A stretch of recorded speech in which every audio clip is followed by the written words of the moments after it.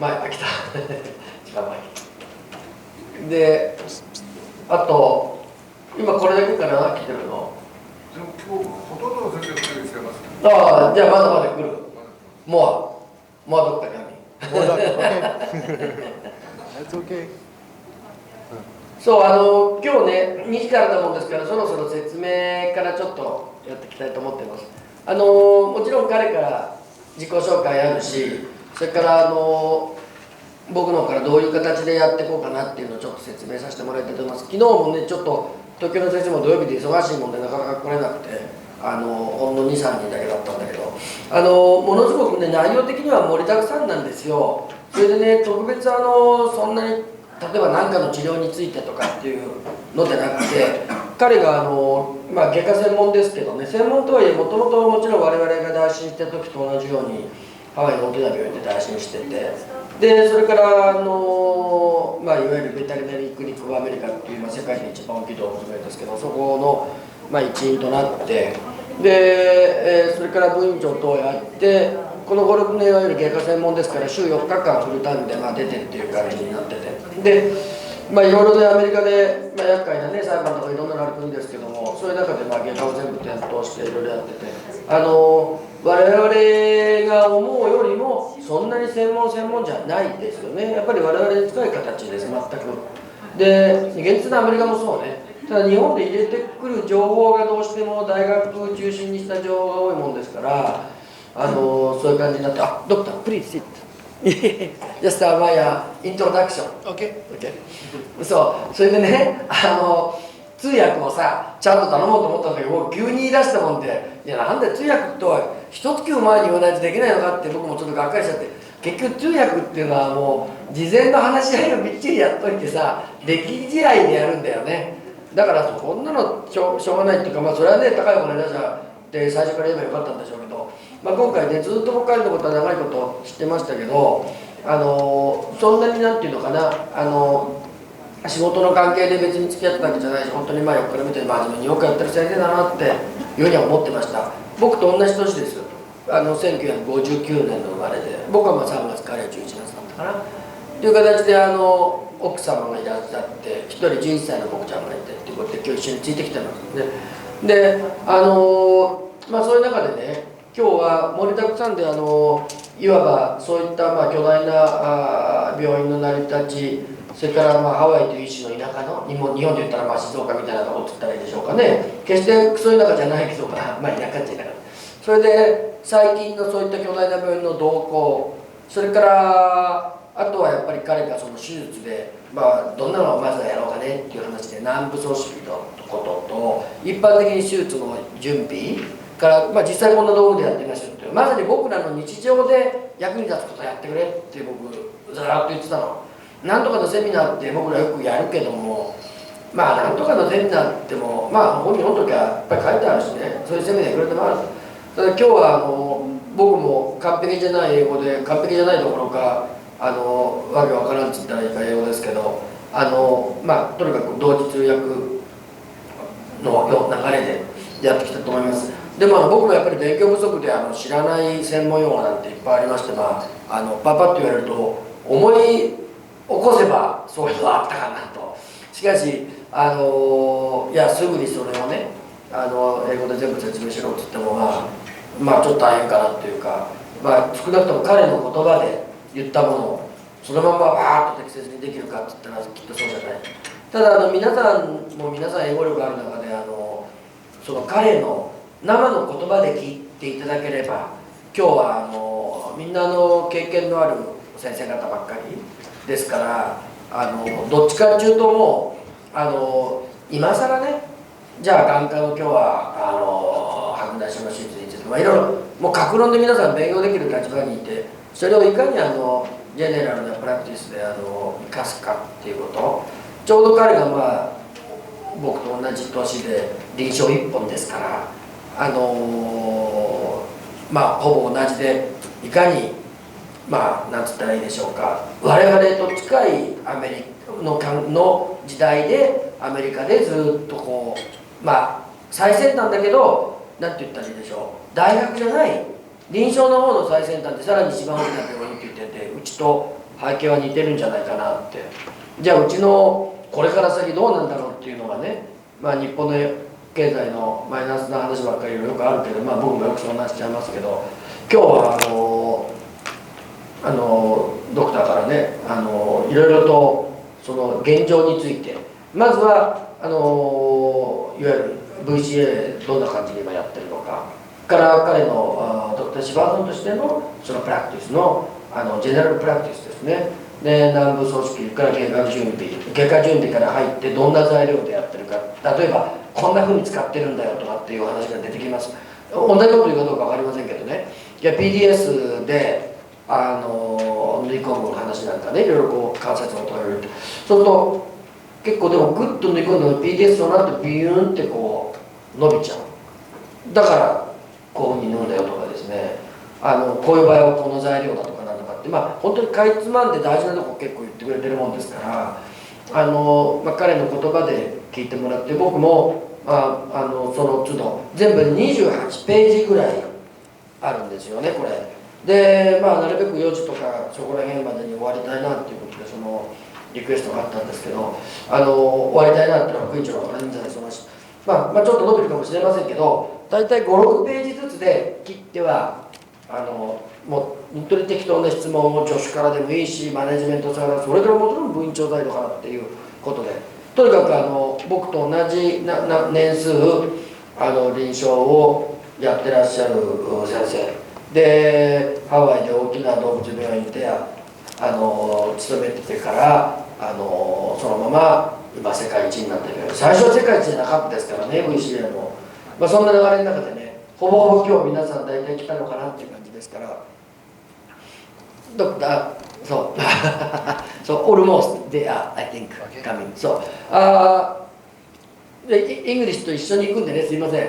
So now I introduction to our seminar opportunity today. So and I did a bit short greeting and message now. May I? So good afternoon everybody. So thank you very much cooperated joined our seminar today. So today we have a great guest from VCA Kaneohe Hospital in Hawaii. VCA is also most biggest animal hospital in the world.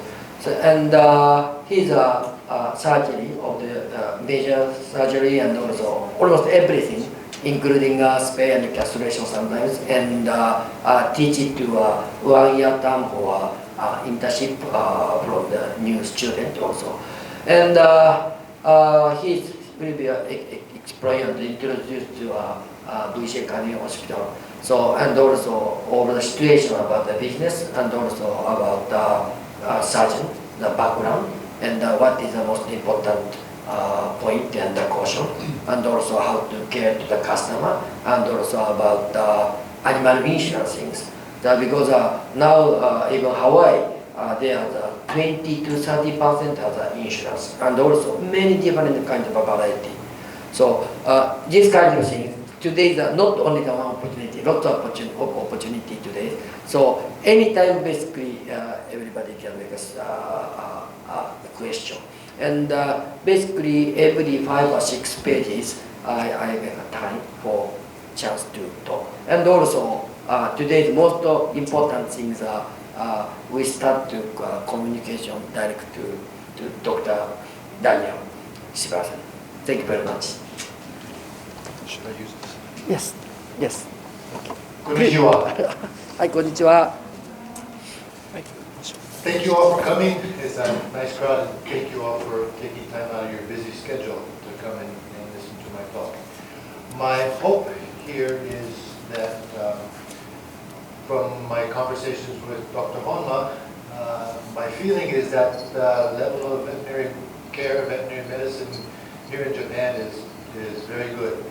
So I don't know if I have too much to offer you, but I hope that with my experience in this and in working in a large corporate hospital environment, can give you some insights and hopefully give you some tips about how I do various different surgeries so that we can all get better. I'd like to start off by thanking my host, Dr. Honma, for having me here. This is a great opportunity for me and my family to come and visit your beautiful country. As he stated, I am a veterinarian in Hawaii. I grew up in Hawaii, and just a little bit about myself. This is my son.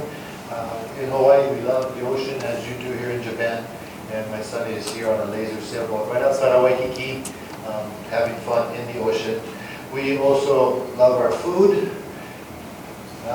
This is 彼のペットね。 She loves bananas and she'll peel them herself and eat the fruit.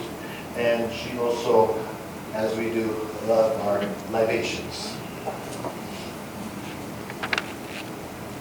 Again, a little bit about myself. I grew up in Hawaii, graduated high school there, went to a small college in Illinois for my undergraduate degree. After that, went to Colorado State University in Fort Collins, Colorado for my DVM degree. After that, I did a one-year internship that was stayed as 1 year as an associate at Darien Animal Hospital in Connecticut. This was a referral general practice hospital, so we saw both sides of the profession with the referrals and also general practice. Subsequent to that, I went to Cornell University and did a small animal surgery residency, a 3-year program, and finished that in 1991. Moved back to Hawaii with my wife. Started up at Companion Animal Hospital, where we started a referral practice, and in 1997 I joined the staff at VCA Kaneohe Animal Hospital and have been there since then. Just a bit about VCA, as Dr. Homa stated, the largest veterinary これ organization. ページ3のあたりですね。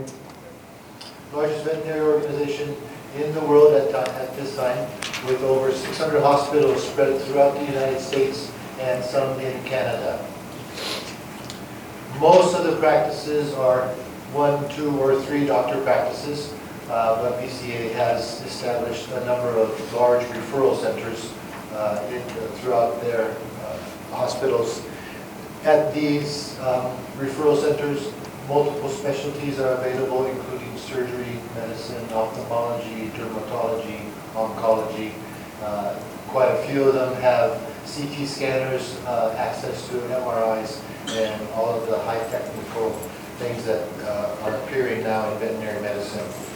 The internship and residency program is a very strong and important part of VCA's mission. The internships are done with new graduates who spend a year at referral hospitals, improving their knowledge and their skills in veterinary practice. VCA does sponsor residency programs in each of these referral hospitals, covering many specialties such as medicine and surgery, and also will sponsor residency programs through the veterinary teaching hospitals at various universities. One of the things that VCA is very much a big impetus of VCA's program is preventative care.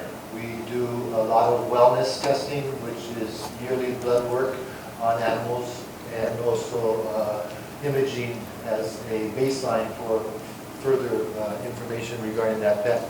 Care Club is a relatively new program that we've started.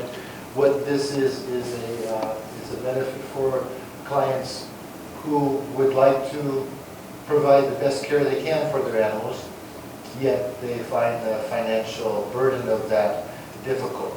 A Care Club membership allows that client 5 office visits per year with all of the appropriate vaccinations, blood work, and also can include a yearly dental cleaning. What the benefit to the client is that through this program, they are able to make a monthly payment throughout the year to cover the cost of these procedures, such that they don't have a large bill at one time for whatever they choose to do. We have a pretty good success rate with people joining the Care Club. It does help them financially to provide the care for their animals. A couple of other entities within VCA is the sound imaging. It's a nationwide radiology service with digital x-rays, and the x-rays are transmitted to board-certified radiologists for their assessment. And it's very easy for us to do. We can take our x-rays, we can submit them to the radiologist, and the radiologist may be halfway across the country, and typically within a couple of hours we have the results of their interpretation of the radiographs. And that's very helpful. For myself, reading radiographs is always a challenge, and it always helps to have another pair of eyes looking at the x-rays. VetStreet is a practice management and marketing tool that VCA has available to any hospital. They don't need to be a part of the VCA family in order to utilize the service. Antech is the second biggest arm of the VCA family. Antech is a diagnostic lab.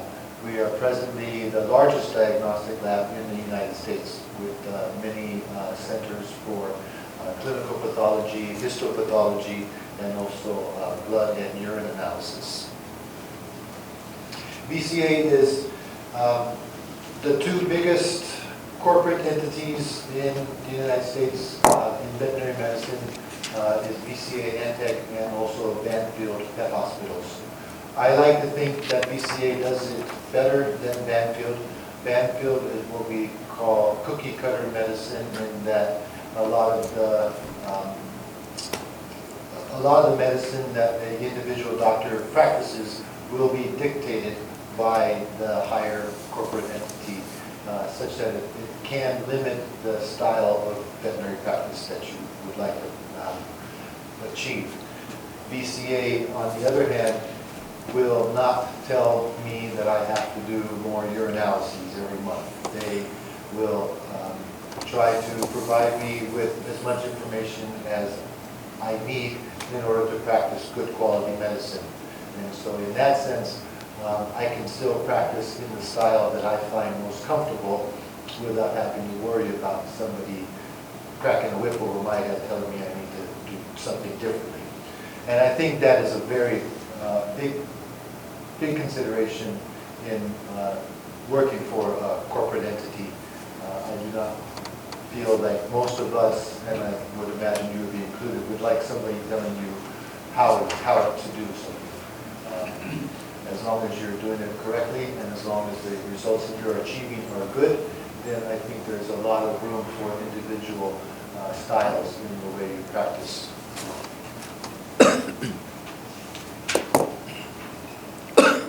VCA Kaneohe Hospital was the first VCA purchase in Hawaii, and it was purchased in 1996. At present, we have 9 doctors on staff, and our hours are quite long. Every day of the year we are open from 7 in the morning till 10 p.m.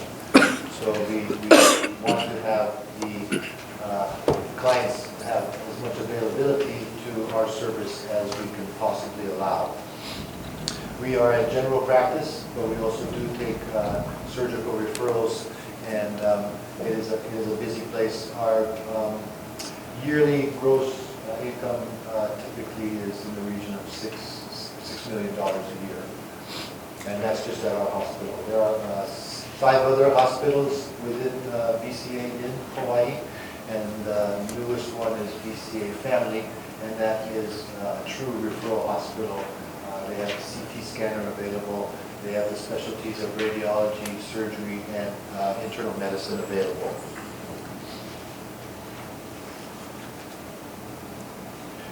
Does anybody have any questions regarding? どうですか、倉本先生とか質問。実は倉本先生ちょっと来られる前にですね、すいませんマイクつけて今日、ほとんど彼に英語にでベラベラやってもらうぞっていう話はしたんですけど、っていうのは今日20ね8ページぐらいすごく内容ありまして、大きく分けて要は病院の説明についてなんですけども、いわゆるその VCA のね、特徴、今言っていただいたわけですけど、基本的に世界で大きい病院っていうとバーンフィールドと VCA ってことになってますけども、やはり内部のアメリカのこの10年わーっと伸びたこの2つの巨大病院について内部の先生方の意見っていうのを僕も知りたいなと思って見てたわけですけれども、やはりバーンフィールドがロイヤルカネアにやっぱり 100% いわゆる買収されてますし、からやっぱりカリフォルニアの私立の大学にも出資したりして、やはり戦略的には動いてますけれども、いわゆる臨床家の我々のようなこの集団って言いましょうか、本間獣医として一つにまとまっていってやってるわけですけど、いわゆる獣医がやる会社っていうのは何だろうっていうような流れっていうのは僕もずっと考えてたわけで、それでずっと話とかインタビューしてきますと、VCA がすごいなと思ったのは、この10年ぐらいやっぱり相当日本なんかだと過当競争で苦しんでるんですけど、ハワイなんかですとこの56年でこの彼のとこしかなかった病院が盲合病院増えてるんですね。で地元の病院を買ったりするんですけど、それお金で買うっていうよりも病院の方からやっぱ入りたい、VCA ファミリーって言ってましたけど、そういった部分っていうのが何かやっぱり求心力があるのかなって思いましてね。で今日は皆さんにこの彼にこういうVCA の特徴、それからあとはもう一つこれから長くずっと外科医として通常のプラクティスで何やってるのかっていうところの内容をちょっとお聞きしようと思ったわけですね。ちょっとすいません、重なって説明になっちゃいましたけど、質問で何かどうですか、流れ的に。もちろん日本語で言ってもらっていいですか、僕が分かる範囲内で英語にしますけども。はい、丸山先生。一般診療とリファレンスは何パーセントぐらい？ So how much the prepare the percentage to the special service and the general service っていうのはKaneoheの彼の病院のことでいいですかね。それと VCA 全体でも両方で聞こうしようかね。if you know the all the total of the VCA company, how much percentage of the general service and the special service とat your also at your Kaneohe hospital so. At my hospital, I'm the only referral surgeon, and so as far as a percentage of the hospital's total income, maybe not quite as high as it would be for like the referral centers where it's high. I would say across the country, because most of the practices are general practice, that's the bread and butter of the income. Specialty services are if I had to guess, I would say at least 60% is general practice, about 40% as specialty services with the referrals. In my hospital, probably more general practice than what I bring in as the surgeon. なので今の彼の話は全体の売り上げに対してじゃなくて、いわゆるその臨床の中での比率だよね。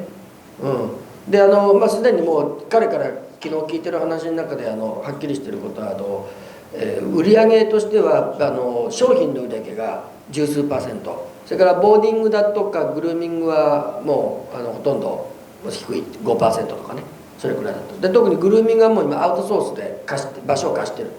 で新しい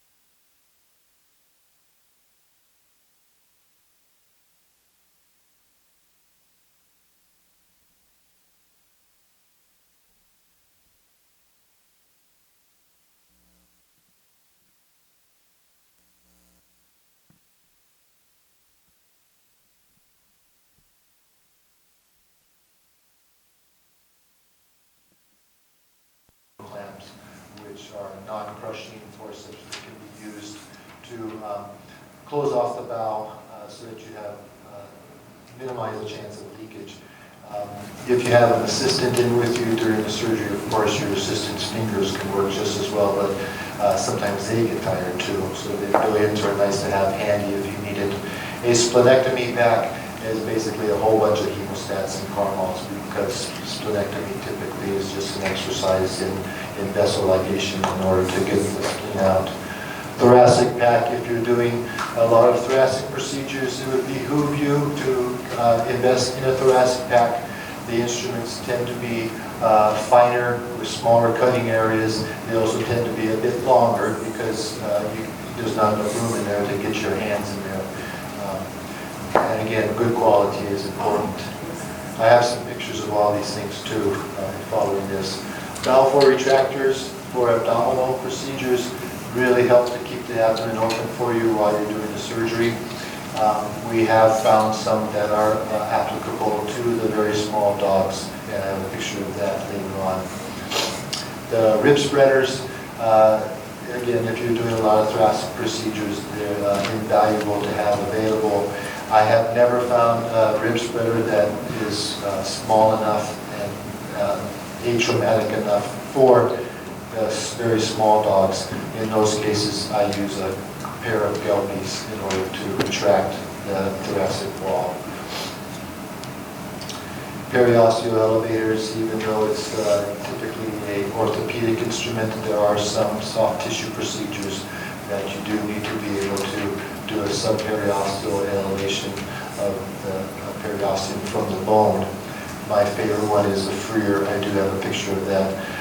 Curettes and rongeurs also can be helpful in soft tissue procedures, especially if you're doing total ear canal ablations.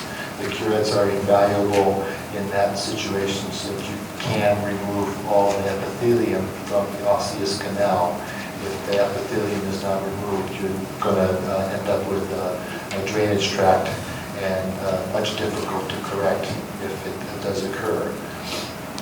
Alice tissue forceps, I use these a lot. I use them to help grip my tissue. I will use that in place of a thumb forceps if I need something to grab onto the tissue with that I'm going to, basically that tissue I'm going to use either for biopsy technique or something like that.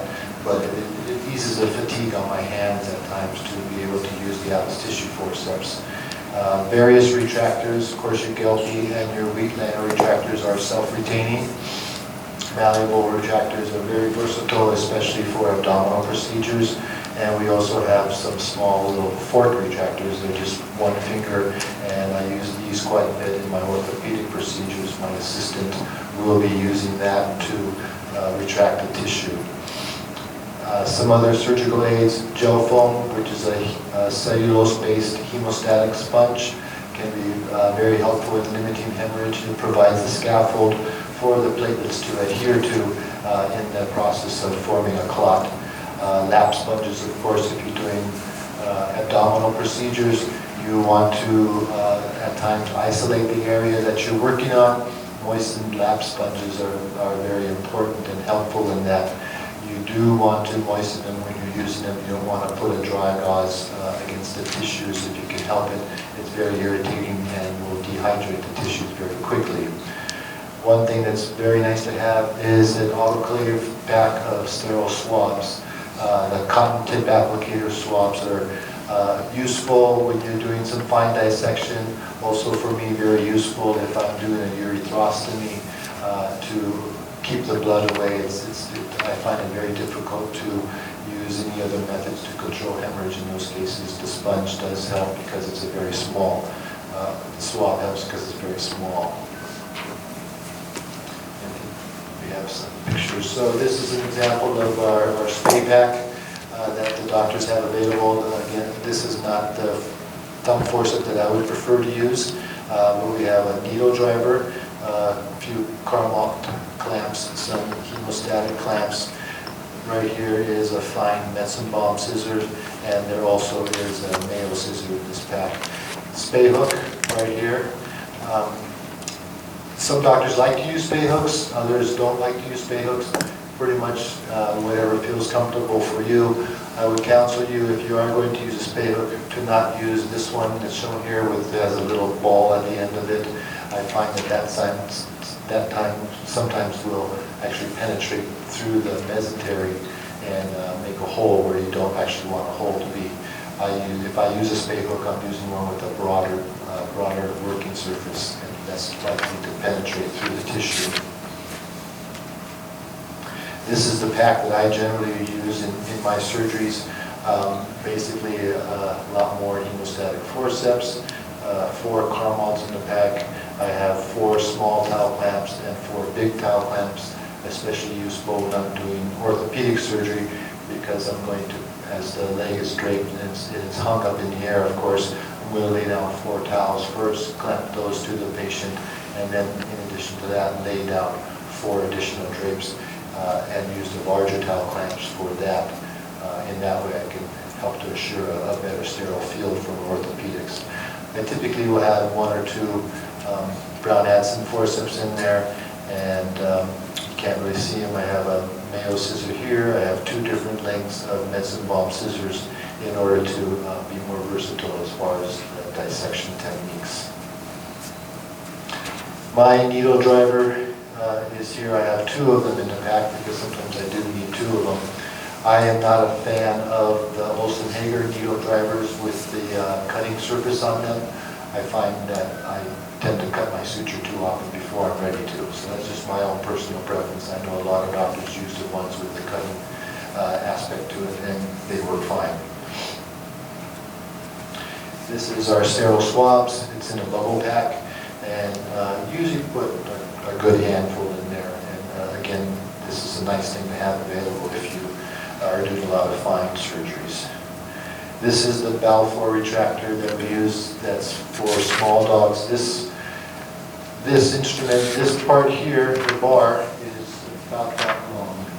So it's very small and it's very light and it's easy on their tissues. A lot of people always ask me, because they don't use it, what the spoon is for.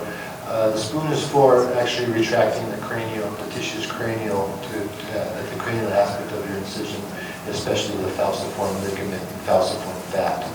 And it attaches with this wing nut on the bar and can be positioned. These are self-retaining. Once you spread them out, the tension of the tissues on the instrument should hold it in place. These are Gelpies. What I've had done with these, the tip has been blunted. Most of the Gelpies, when you purchase them, will have a sharp tip. These are specifically for spinal surgeries. Also, because for spinal surgeries, it has this extra length here with an angle there, so that I don't have that large instrument obscuring my field. These are the malleable retractors. Very simple design, just 2 pieces of metal. They are bendable in multiple shapes, and again, very helpful with retraction of tissues and organs during abdominal surgery.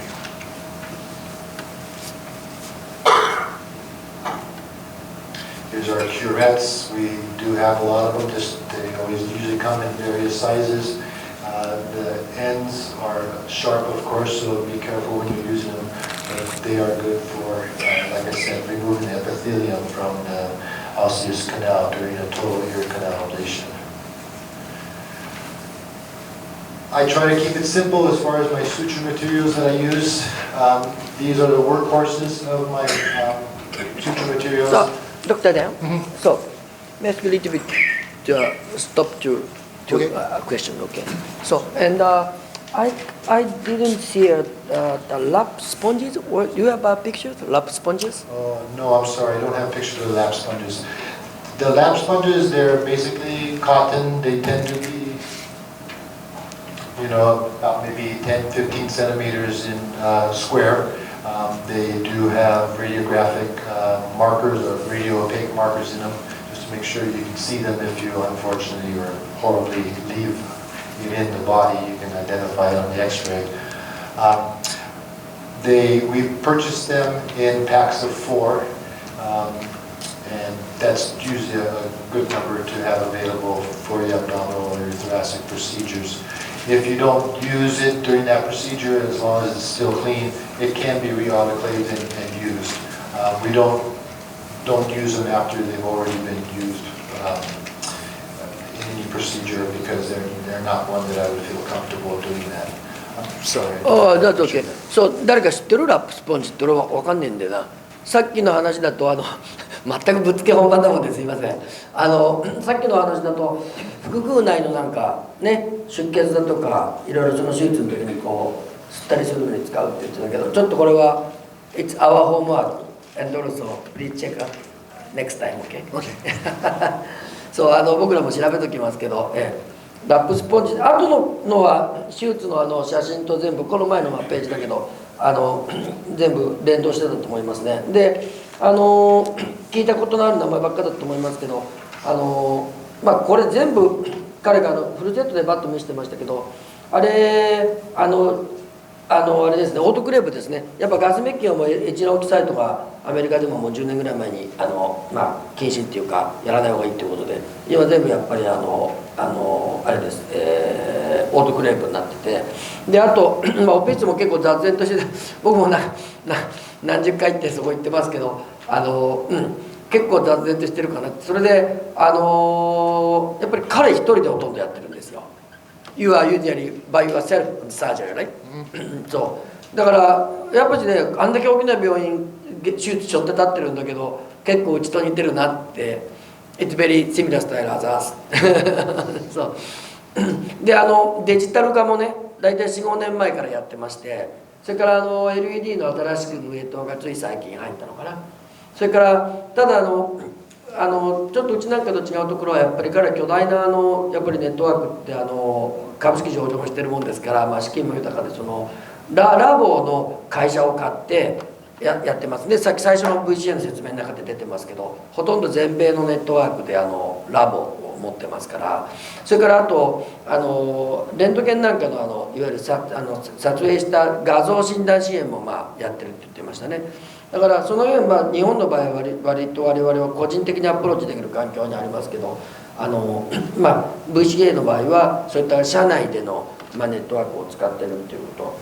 それからあとエコーは、ほとんどうちの病院と大差ないけど特別いいってこともないしどっちかというと日本で個人の病院で設備投資運として自分で自己満足してる先生なんかのところの方がどっちかというと新しいものやっぱりあるのかなという感じですけどただやっぱり数こなして多くの手術をこなしてやっぱり安全に進めてってるっていう中でやっぱり僕はドクター・シバーソンのやり方を見てて非常に何ていうのかな大きな組織の要の部分を背負ってるということで僕非常に彼の仕事は尊敬しています。So I very respect your job because you are the big sales total about like 5 million, 6 million dollar sales yearly. But your job is one of the most important key point. Yeah, important joint part of the business. It's a structure. So this we are different style of the network, but actually similar of each of the clinic of the management because our director doctor is a very important job. So also including management things. So they are respect to your surgery things also. Yeah, we're very understanding. So thank you very much. Go to the next, please. Yes. 英費ですね。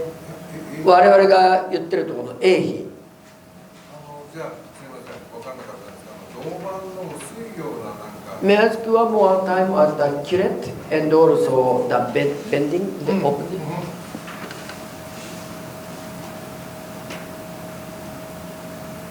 これ。This one, this is これは多分スクリューとか、骨の下にような流れで骨折の時使う道具だと思うんですけども。It is a retractor, right? The open, right? No, this doesn't hold the body open. Oh, sorry. This is like if I am doing a procedure deep in, I'm going to use an assistant is actually handling these versus myself. I will wrap moistened sponges around this end, for example, and the the assistant is grasping this end, and with that can use that to retract the 腹腔内にこれ突っ込んで横へどけたり、ガーゼを後ろ側に入れて押し込んだり、要するに自分のこの指先の代わりに奥の方の作業に使うと。開放器の代わりに使う。そうですね。開けた時に、開ける時にも手伝うっていうか手伝いに使って、指の先の手の届かないところにガーゼをこうやってぐじっと押し込んだりとか。これどういう鉄じゃないし。Is it a titanium or stainless? Stainless. But it's a very flexible, right? Flexible bending, right? very flexible. You can bend them all, and you can see how flexible they are because there's all these little bends in them that have been. How much exactly size of this? This one is probably, I would say, 3 centimeters in width. This one, 2 centimeters in width or so. So very versatile. とても便利で、結構使う。これ便利だなと思ってる。And they're probably they're about 12 inches long. Next month I check. Yeah. And they also call it ribbon retractors. Do you mean retractor? Ribbon. The name? Yeah. Other name? Ribbon or malleable. リトラクターって回送機の一種だけど、要するに小手先の道具で使うものですよね。These, I believe, are Sawtech is the company that makes that one. But I think they're widely available. You should be able to get them through Miltex also. これからちょっといろいろ関連した糸のことが来るもんですから、今の道具のことも関連してくると思います。それなんで皆さんの質問もっとこれから出てくると思うんですけど、彼はハサミ付きの箸器なんで使わないのって僕聞いたんですよ。たらね、いや一人でやってるけどやっぱりいやハサミ付きよりも先っちょがきちっとこう力がかかる方がいいっていうんで、ダイヤモンドチップの強付きじゃないのでやってましたね。ケースバイケースだと思いますけど。Please, next to the sutures material. Okay, so I try to keep it as simple as possible with my choices of sutures. I don't want to have a whole bunch of sutures that I have to choose from. I just don't want to make all those decisions all the time. Nylon and Prolene are both non-absorbable. The nylon sutures, typically I tend to put skin sutures in. I know a lot of people like to use staples, a lot of people like to use intradermal sutures that dissolve on their own. My personal preference is to put skin sutures in. I think it looks nicer, and I think the client, if your incision looks good, in some sense it doesn't even matter how good the underneath the surgery is done, as long as you have a nice looking incision to send the animal home with. Clients are generally happy about that. Prolene I use for primarily, I will use Prolene for cruciate surgeries. I do an extra capsular repair. I use Prolene for the very small dogs that I do cruciate ligament repair on. I also use Prolene for my gastropexies. Again, it's non-absorbable. Your gastropexies should be done with a non-absorbable because you want to make sure that that pexy stays intact for the rest of the animal's life. You don't want to rely upon an absorbable suture to achieve that. Monocryl is a relatively new suture material in my hands. I'm liking it more and more as I use it. I like it because it doesn't stay in the body very long. Its strength characteristics are somewhat limited as far as how long it stays. Let me just see here. So I have that here. So monocryl loses 40 to 50% of its strength within 7 days, and within 14 to 21 days, it's pretty much not holding anything any longer, and will quickly go away after that. So in that sense, I don't use it for any tissue that I need to stay together for very long. Most of the times, I'm using it in just the superficial subcutaneous layers. And it is a braided suture, but it handles a lot better than your other braided sutures, such as Vicryl. You don't get as much of that tissue drag with this suture as you get with Vicryl as you're going through the tissues. PDS is probably the biggest use in my hands. very versatile. I use it as a tension relieving suture for the deep subcutaneous closures. I also use it for closing my joints and also the fascial layers covering the joints. Again, because it lasts a bit longer, it still maintains 70% of its strength at 42 days, so it's going to be there for quite a while. The timing for these to completely disappear is variable. I'm not too concerned how long that suture is going to stay because it's non-absorbable, that's removed by hydrolysis. It's not going to cause tissue reaction and will not lead to any problems the longer it stays in there. I put chromic gut up here. If you talk to a lot of the surgeons, if you are attending veterinary school now in the United States, generally they frown upon the use of chromic cat gut. I still like it primarily and actually exclusively for my ligatures, especially in my spays and neuters. I feel comfortable with OTT or number 2 chromic cat gut in tying off my ovarian pedicles. Even in the largest dogs, 150, 200-pound mastiffs, chromic gut has such good knot holding characteristics that I'm not concerned about the knot slipping before I get my second throw on. That's one of the biggest problems I see with the newer graduates coming out who are using things like PDS for their ligatures. PDS, even with the surgeon's throw on a large ovarian pedicle, can loosen considerably before you get a chance to put your second throw on. Chromic cat gut has such good knot holding characteristics that it's not going to do that. It's similar to silk in that fashion, but I don't use any silk anymore, and frankly I've had a hard time finding it in those cases where I really wanted to use it, such as a PDA correction. My needles typically are taper point or reverse cutting. Most of the time I'm using a cutting needle. The reverse cutting needle to me is better than the regular cutting needle because your cutting surface is on the back side of the needle or on the outside of that arc that it makes. As you're placing that suture, if the cutting surface is on the inside, any change in the pressure that you put on the needle when you're placing it through the sutures can cause the hole that you make with that needle to be bigger than you want it to be. So I like the reverse cutting needles, especially for doing intestinal surgery, anastomoses, and any tubular organ. Taper point needles or taper needles, I don't use quite so much unless I'm dealing with very delicate tissue. They do make what's called a taper point needle now, where the main shaft of the needle is still a taper needle without any cutting edges, but at the very tip of it, will have 3 cutting surfaces in order to start the bite into the tissue and allow it to just a very small hole because the taper aspect of the needle is not going to enlarge your hole. I was curious to find out what kind of suture materials are available to my colleagues here in Japan. Is it the same kind? Same kind, but we use more silk. But the major is also nylon and PDS and monoclip. Yeah. And what applications are you using silk? And catgut too. What applications are you using silk sutures in?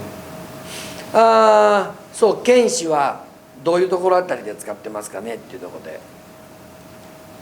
まあやっぱどうだろう、卵巣を縛ったりとか。剣士というのはいわゆるもう基本的にうちはナイロンか吸収紙の方で、になってますね。まあ almost we not so much use anymore silk. Yeah, but before we used the silk for the spay.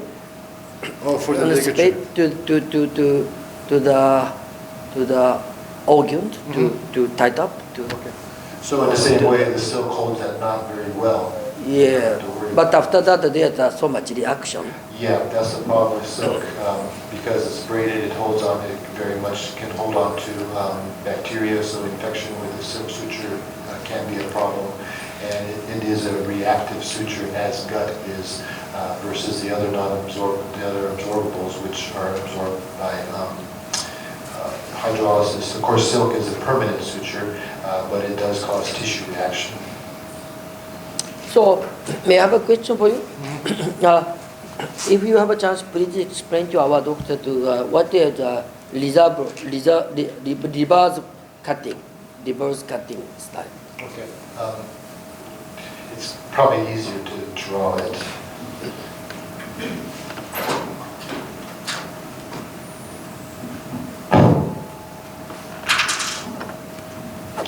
So your needle is, of course. これ彼が非常に進めてる針ですね。針と。 With a cutting needle, the tip, if you look at it end on, you'll have a flat surface here.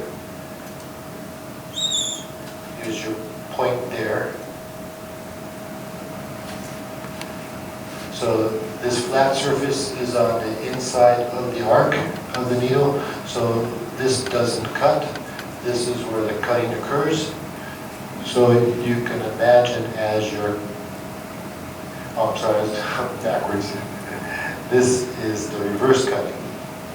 So as you're pulling this through the tissue, you're cutting on the back side of that needle versus the front side. If you're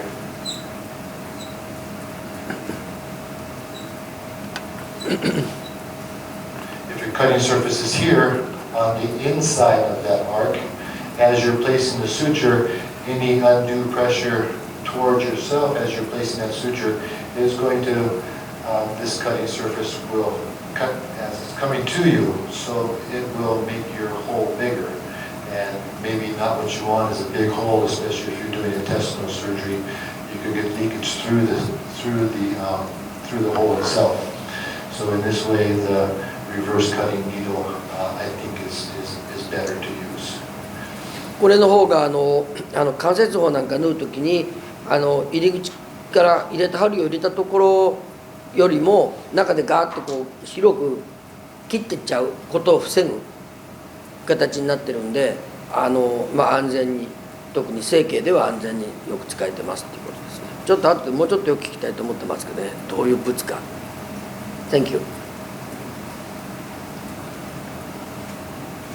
多分僕ら使ってるの先生誰かこれ僕らもうすでにこれリバースで使ってるんじゃないのこの針って違うの？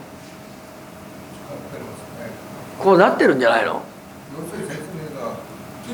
いわゆるテーパーとカッティングの違いの話じゃないから結局テーパーはねもうあれだってわけよ切れないからね腱の時なんかの手術はだからこれでやれば確信だけどダメージが少ないっていうことだけどねそうなってるよねもうOK Yes それとあとちなみにすいませんif somebody has a question please until now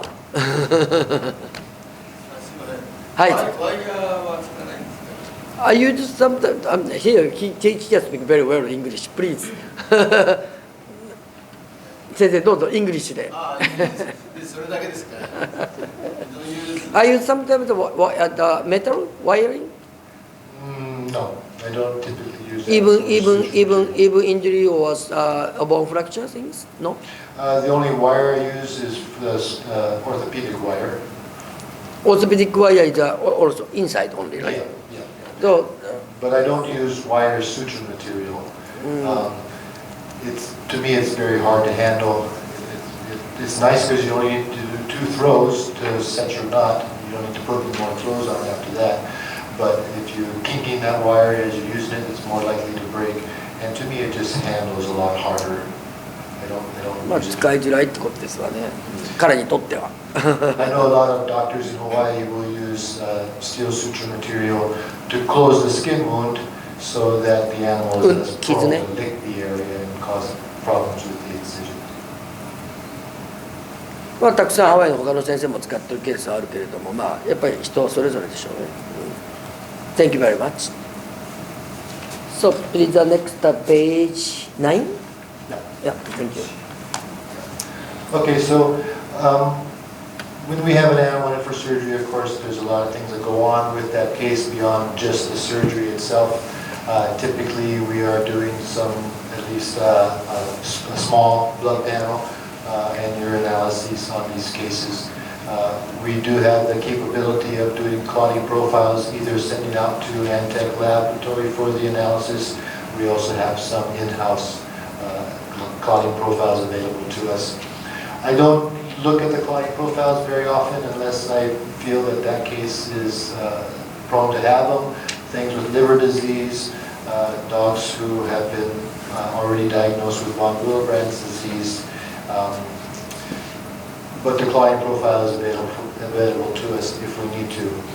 If it comes down to it and I don't have a clotting profile available to me, but I have some concern that maybe the animal is not very good as far as hemostasis and clotting, I can do a mucosal bleeding time, which is very simple to do. There are some kits for that actually have a standardized lancet to make an incision, a small incision, but you can also do it with any surgical blade. You use the mucosal surface of the upper lip, make a small incision, very superficial, maybe 2 to 3 millimeters long, and then as that bleeds, you take a sponge and you, without actually wiping away the blood, you dab the blood away, and you're waiting for the timing of that clot to form. Typically you want to see it form within 2 to 3 minutes. If that happens, then you're probably okay as far as the animal's clotting availability. Also during the preoperative period, we're doing any imaging studies that we need to do, radiographs or ultrasound. That could also include your CT scans or your MRI if you had that available. All of our animals going under anesthesia have an IV catheter placed, even for the spays. The only ones that don't typically have an IV catheter placed are cats when we do a castration, because it's a very quick procedure and we're not too concerned about having venous access to these kids. I'm a big fan of pre-medication. I think if you pre-medicate appropriately, you're going to find that you need a lot less anesthetic gas to keep the animal under. Your induction is going to be a lot smoother with a lot less struggling by the animal. Consequently, if the animal's struggling a lot less, you don't need quite as much assistance in order to get them under anesthesia.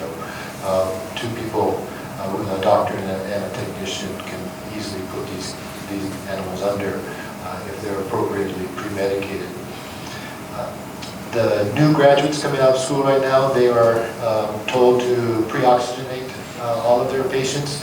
Pre-oxygenation basically means providing 100% O2 to the dog or cat prior to the anesthetic. I will do that in certain cases.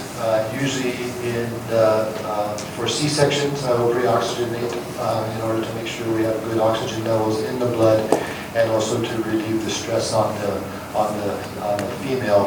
Her belly is real big and tight, and it might be hard for her to breathe adequately.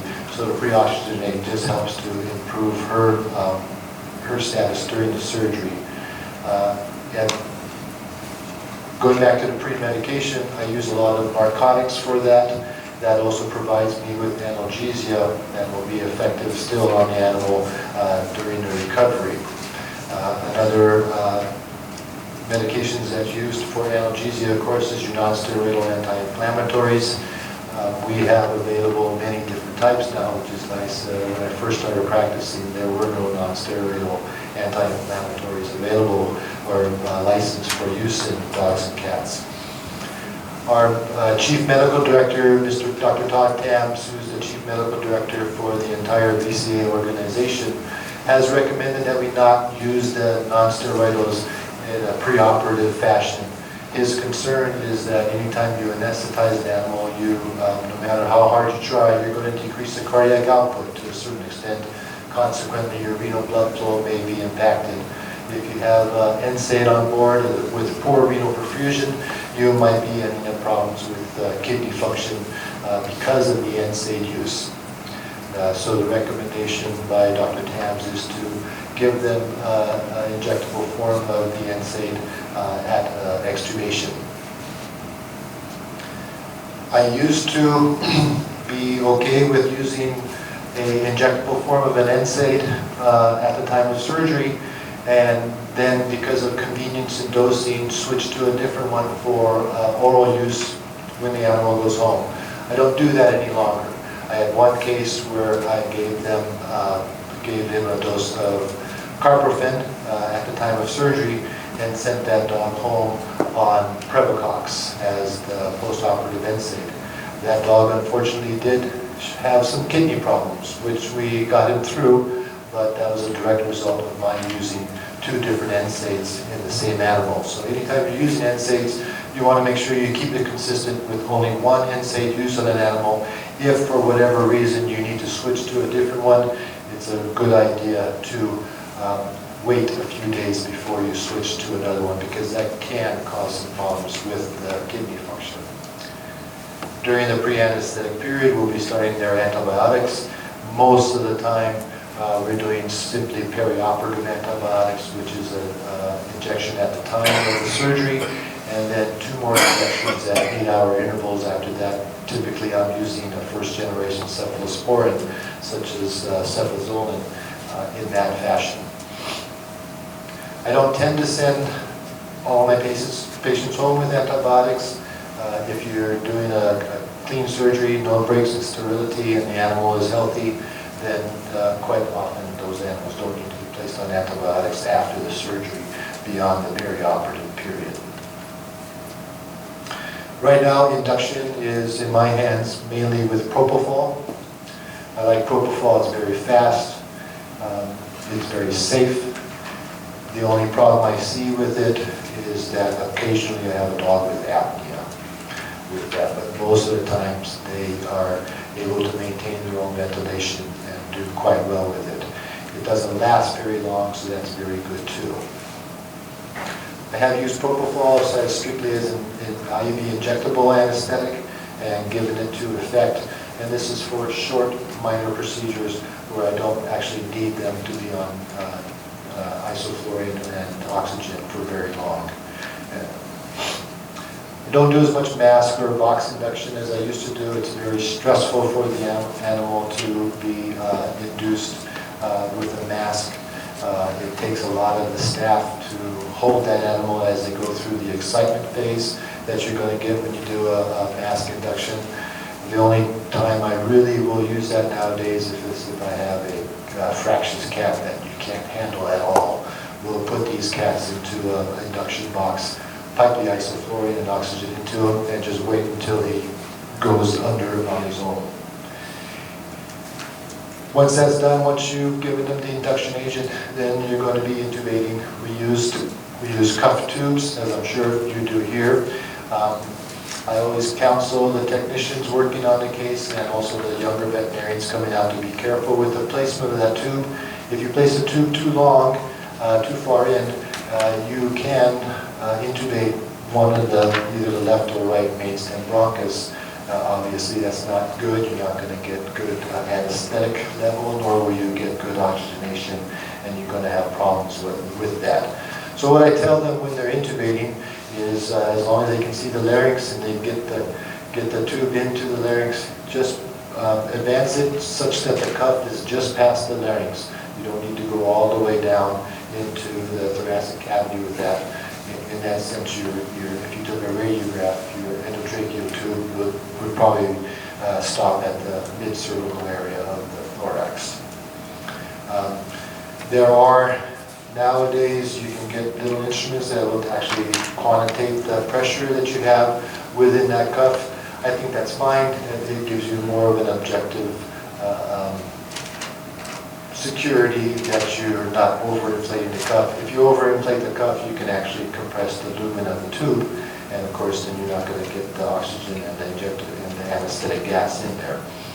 Basically what I do is it's by feel. I inflate the tube until it feels like it's nice and snug, and then I'll give them a breath and either listen or be aware of the odor of the anesthetic gas to ensure that I have a good seal there.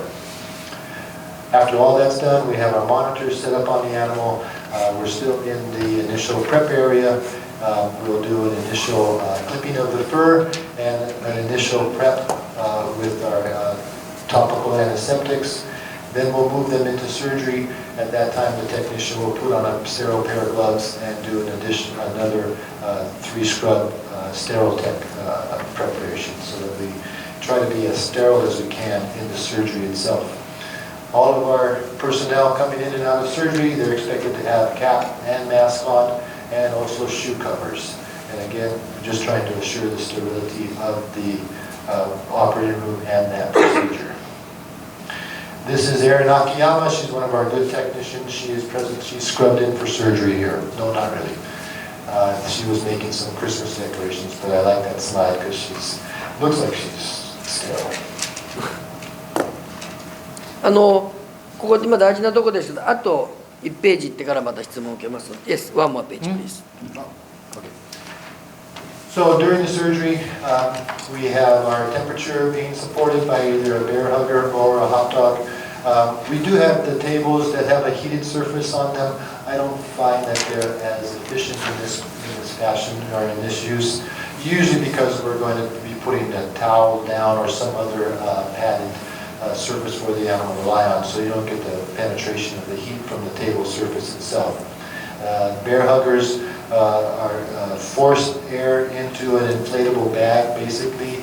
The animal is placed on top of that bag. The bag inflates around the animal. I'm not a real big fan of that one in some cases because the bag itself gets in the way of the surgery when I'm trying to drape them in. The hot dog is more similar to the water circulating heating pads that are typically used.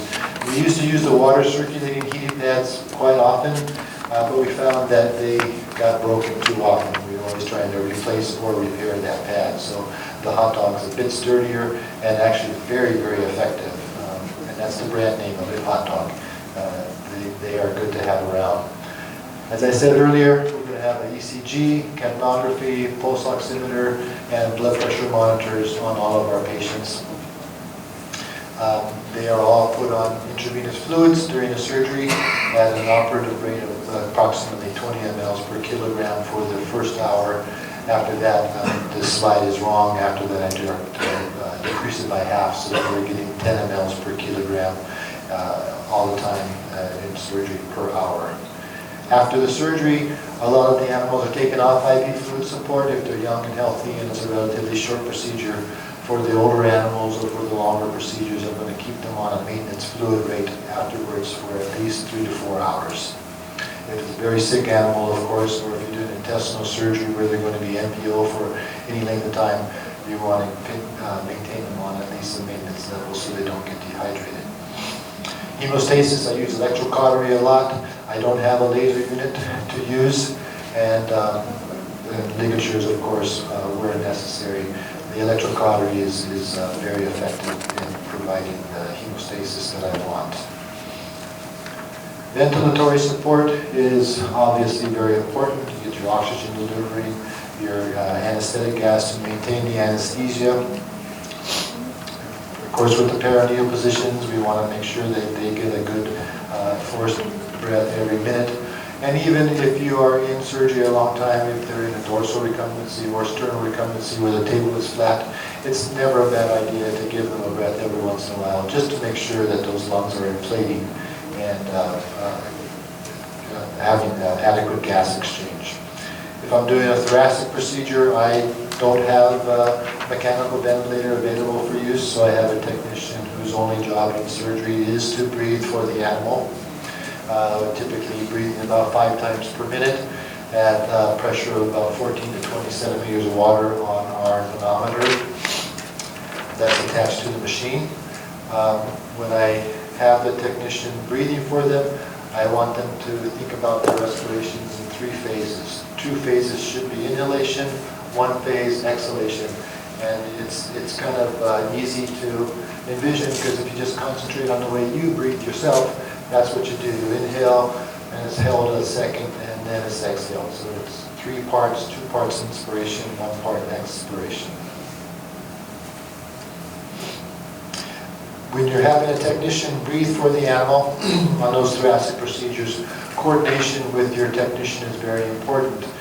For example, when you're closing up the ribs and you're doing your circumcostal suture placement, You want to make sure that the anesthetist does not take a breath while you're placing that needle so that you don't run the risk of puncturing the lung with your needle. Post-operative care, of course, you're going to wait until they're ready to... So, Dr. Dan, thank you. Anytime. So, yes, now we are finished at our 10 pages. So, may I have a question? Sure. So, 皆さん、今、ずっと材料のところから来て、その後、まあ、いわゆるその術前の準備ですけど、まあ、非ステロイド系のね、やっぱり、痛み止めっていうか消炎剤か先にやっといて第4世代の抗生物質は使ってんだとかっていう話でしたね。であとまあ凝固検査なんかもやってるっていうことでしたけど、まあ実際にはあんまりやってねっていうお話補足しますと知ってましたね。それからあとマスクでの導入ですけど無理くりやるっていうのはやっぱりストレスになるんで最近はやってこれやっぱり前はよくアメリカでいうのはよく訓練されてるんでこのマスクでやってコテンってやるってステワースの閉鎖式の循環麻酔器の昔うちセミナーやったこととかありましたけどやっぱりそういうのは無理があるってことで今やっぱりプロフォロールをほとんど彼使ってますから彼っていうか、まあ、世界的にそうですよね先進国はそうです。それで自発呼吸のあれですね気管チューブを入れてやるっていうことでベンチレーションの場合最後に、5回パーミニッツだって言ってましたけどまあ実際のところ Do you have how much percentage you need to ventilation machine? Are you sometimes used for ventilation machine or over 90% for just a tracheal tube only for breathing by animals? I'm not sure I understand. So, sorry. So, how much percentage you use if you have used a ventilation machine? Ventilation. Not so much use. How do you think about? I think the mechanical. You're talking about the mechanical. Yes, mechanical. Yeah, those are fine. They're very effective. Do you have them in your hospitals? Oh yes. No. Yeah. Do you use them all the time, or? No, usually just for tracheal tube, but because breath by themselves. Yeah. Not to be dependent by the machine. Right. Only the hernias or open chest. Hernias or open chest. Yeah, Yes. it's same. Mm-hmm. Yeah. Mm-hmm. Yeah. But even spray castrating you have to put in the tracheal tube, No. not only the ketamine. No.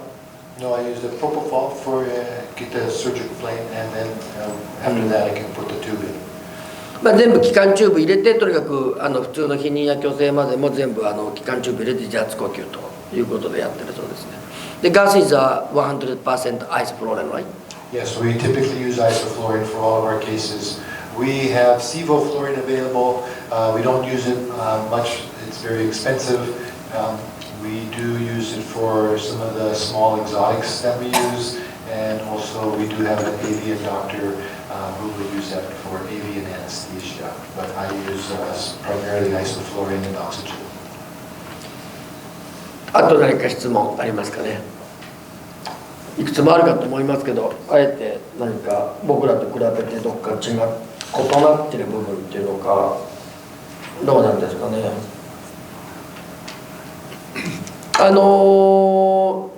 気管チューブでそうDr. Dan, so how much of the tracheal tube used for to deep before you stop at before the cup position, right? Mm-hmm. It's the same as the position of the epiglottis. Well, the epiglottis is going to be in front of your larynx. It's the flap that flips up to direct food away from the airway. After the epiglottis is the rhinoglottis, where it's actually where the tube is going to go at the entrance to the trachea. And again, what I tell the technician is just pass the tube such that the cuff passes the larynx. You don't want to go too far beyond that. You don't need to go far beyond that. And that's where you have the tube stabilized and the cuff blown up. We use old IV fluid lines that we've already used. We save some of those and cut them into short lengths. And those are the things we use to tie around the tube and then tie that around the dog or the cat's nose or behind the ears in order to stabilize the tube in that position. 口頭外のもうすぐ後ろのところで止めてもらえばいいってことで、僕らが入れてるよりちょっと浅めだって思ってるんですよね。結構僕も聞いてますし見てますけども、本当に口頭外ちょっと過ぎたあたりでもうその辺でまあ滑り落ちないように、まあ、しっかり止めてるっていうことで。Do you have something landmark for the tracheal tube diameter Oh, yeah. size? Yeah, I learned this trick from one of my technicians because the question was, well, how big of a tube do we use? Do we use a 9 tube? Do we use a 9.5 tube?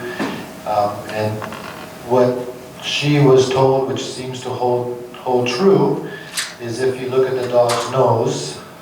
気管チューブのサイズをね、何を目安に選んでるかっていうことですけどね、チューブの直径の話ですけど、入れるところは口頭外のすぐ後ろぐらいでもカフが膨らむところでもすぐ止めてくれればいいと、こういうことですね。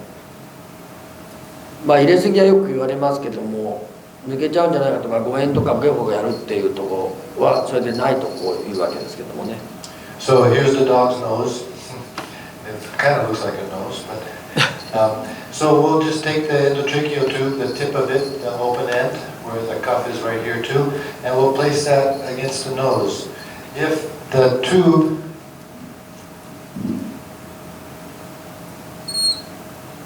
covers that part of the nose, then that's an appropriate size tube for that animal. It's not going to be too small so that if you can't inflate the cup sufficiently to provide a seal, and it's not going to be too big where it's really difficult to get it into the trachea.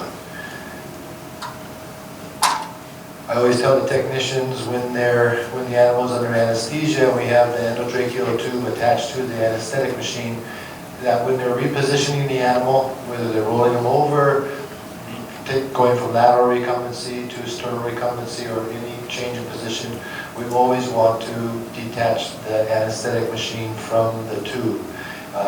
If you move them and the tube is still attached, then you might be actually twisting the tube inside the trachea, which can cause damage to the trachea, and there also have been tears of the trachea because of that, especially in cats. 特に猫の場合はやっぱり気管チューブが滑って中で気管に刺激を与えるっていうのが非常に危険なんで気をつけて、一緒に必ず気管チューブと動くように気をつけてるっていうことと、鼻の直径がほぼほぼ気管チューブの直径と適切だと同じと考えている。Any of the breed same thing, right? All the breeds with the measurement of the tube that seems to hold for all the breeds. For the brachycephalic dogs, it can be a little difficult to intubate those simply because you have so much tissue in the mouth and in the pharynx that it can obscure your view of the larynx. That's where your induction agent comes in very importantly, as long as you can get that animal under so he's not responding or reacting to the manipulation of his mouth to visualize the larynx. It allows much easier intubation in those guys. Cats can always be challenged to place an endotracheal tube in. Again, your induction agent is going to be very important to make sure that they're not struggling while you're trying to place it. A lot of times with cats, it's just a matter of timing. You have to wait and you got to kind of time their breathing. Once they inhale and those arytenoid cartilages abduct, you try to get the tube in. If you do that a number of times and it's unsuccessful, then you've stimulated the larynx, and it's very difficult because they're very, very sensitive. And in those cases, I will drop a few drops of lidocaine down onto the larynx itself and wait a short period of time until the lidocaine takes effect, and so then I've taken away the reflex and allows me to pass the tube. 猫なんか特にやっぱりそのサイズ選択とかですね、まあ難しいと思うんですけれども、まあ、そこのところでやっぱりちょっと若干小さめのケースが多いのかなと、思ったよりもね、その気管の直径が。それで、まあ、猫は相当気をつけてくれっていうことですけれども、ドクター、so are you set up all the time for the suction pump or something in case? Do you set up for the suction pump?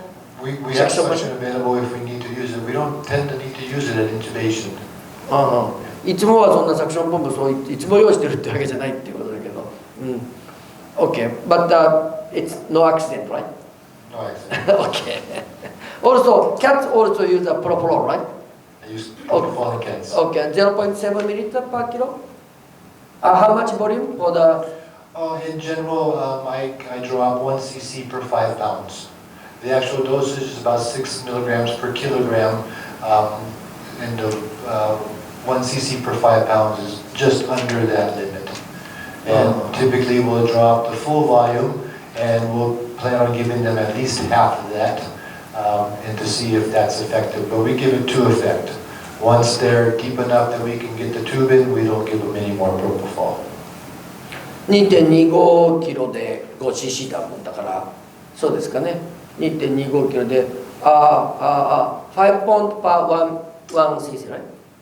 1 cc per 5 pounds. OK、っていうことですね。2.25 キロだから、で5だから、パーキロで 2.2cc か。ね、それくらいだね。ちょっと多いような気がするけど。そうだそうです。はい。OK, thank you, doctor. Go ahead. Okay, so your surgery's done, you got the animal closed up, and you're ready to recover him. Extubation would be the next step. We will untie the tube, that's tethering the tube to the animal's nose, and wait for them to tell us it's ready to pull the tube out. The indication for that is when the swallow reflex comes back. If you sit there and wait and wait and wait and wait, and sometimes you keep on waiting, some animals, it takes them a long time for that swallow reflex to reestablish itself. In those cases, I will do things like maybe grab the tube and give it a little jiggle to stimulate the laryngeal area. I will take a gauze sponge, soak it with water, and squirt the water in the mouth. Sometimes just the presence of water on the tongue will cause the swallowing motions to happen. 口の中のケアっていうか麻酔かけた時の注意事項ね。つばん溜まっちゃったりとか粘液溜まっちゃったりして。And sometimes even by flipping them, if they're in right lateral recumbency, flip them over to left lateral recumbency, just that movement of their body oftentimes is enough to get them to wake up. And that's probably because it improves the aeration of the lung that's been down during the surgery. So for the brachycephalic dogs, we want to wait until we're 100% sure that the animal still has a swallow reflex. So those dogs, we watch them very carefully, and we basically wait until they cough out the tube on their own. Of course, that's a little dangerous because the animals have been able to chew through the tubes, and then you have a tracheoforeign body.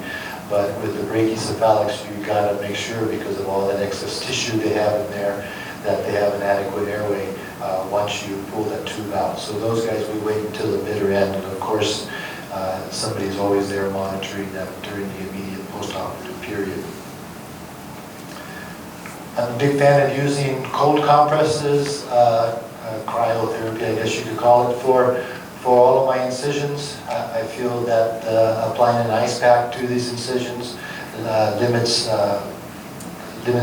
bleeding from the incision, it limits swelling, and also helps to provide analgesia.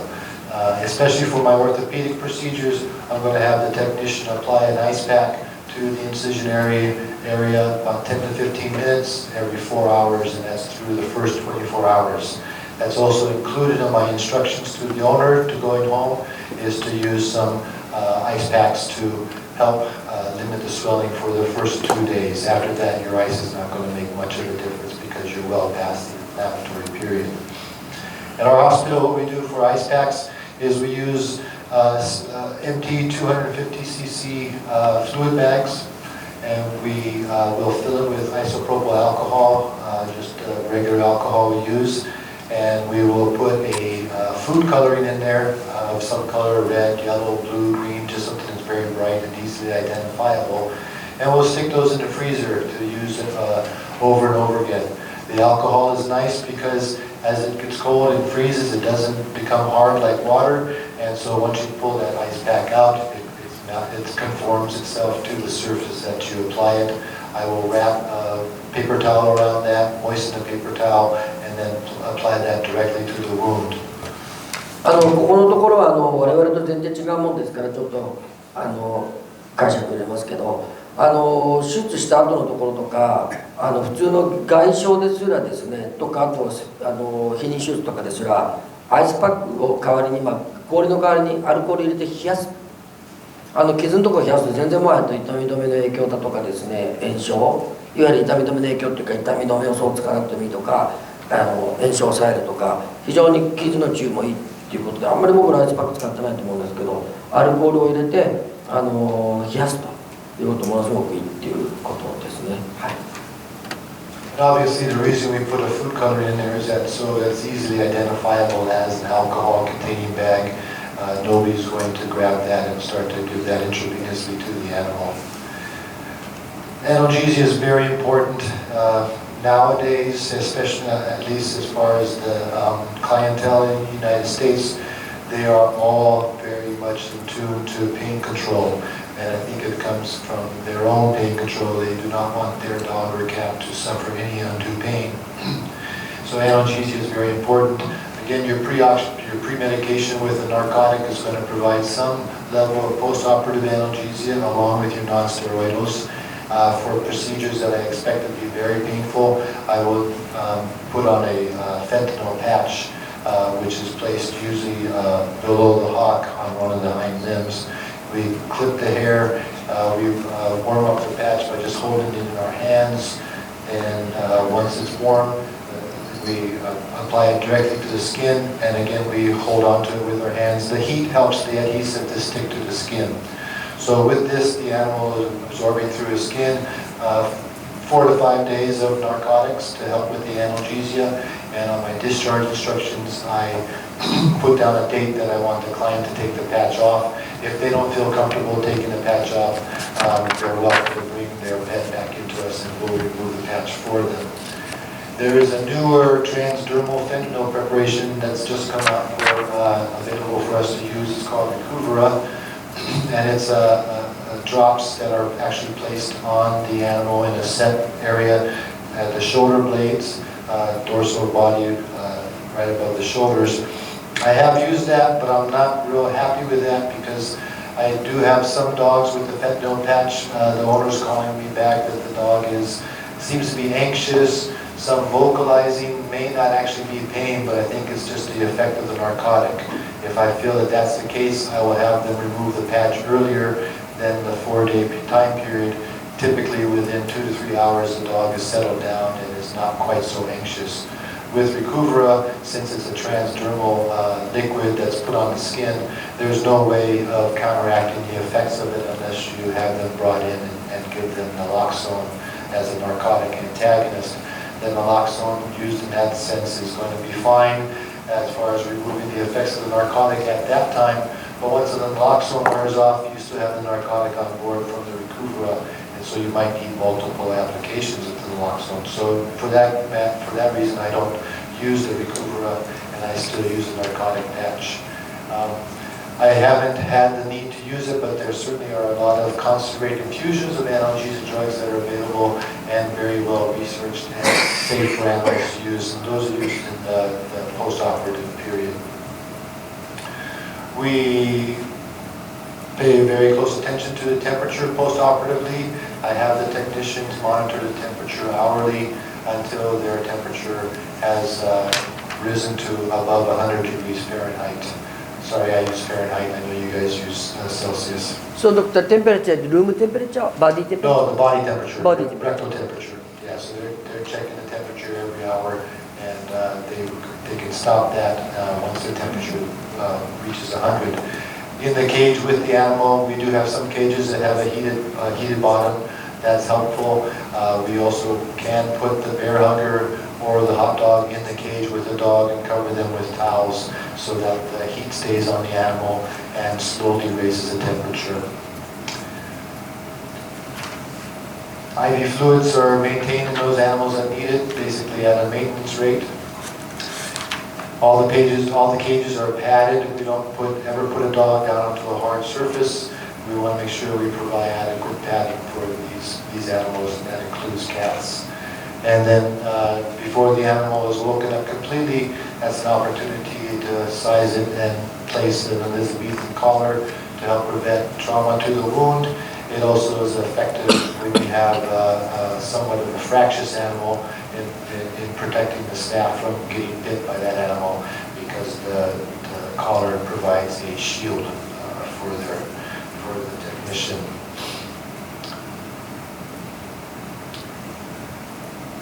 Discharge instructions, very important. I can't stress the importance of clear and concise instructions to your client afterwards. Kind of goes hand in hand what you do before the surgery too. You want to make sure the client has a very good understanding of what's in store, what their animal is going to be going through, and what you expect them to do at home afterwards. Be it confinement to a cage for a period of time, no walking, no running, no jumping. We have a pre-printed form at BCA that we use that we can tailor to each animal. Most of the times when a client comes to pick up their animal from the hospital, they are so excited to get their animal back in their loving arms that they're not listening to a word you're telling them, or if they are listening, they don't remember. So it's very important to have printed instructions for them to refer to when they get home. そう、ここで今一応軟部組織の外科に入るまでのところが終わりましたけど、どうでしょうか、質問、どういうところの質問でも結構ですけど、そ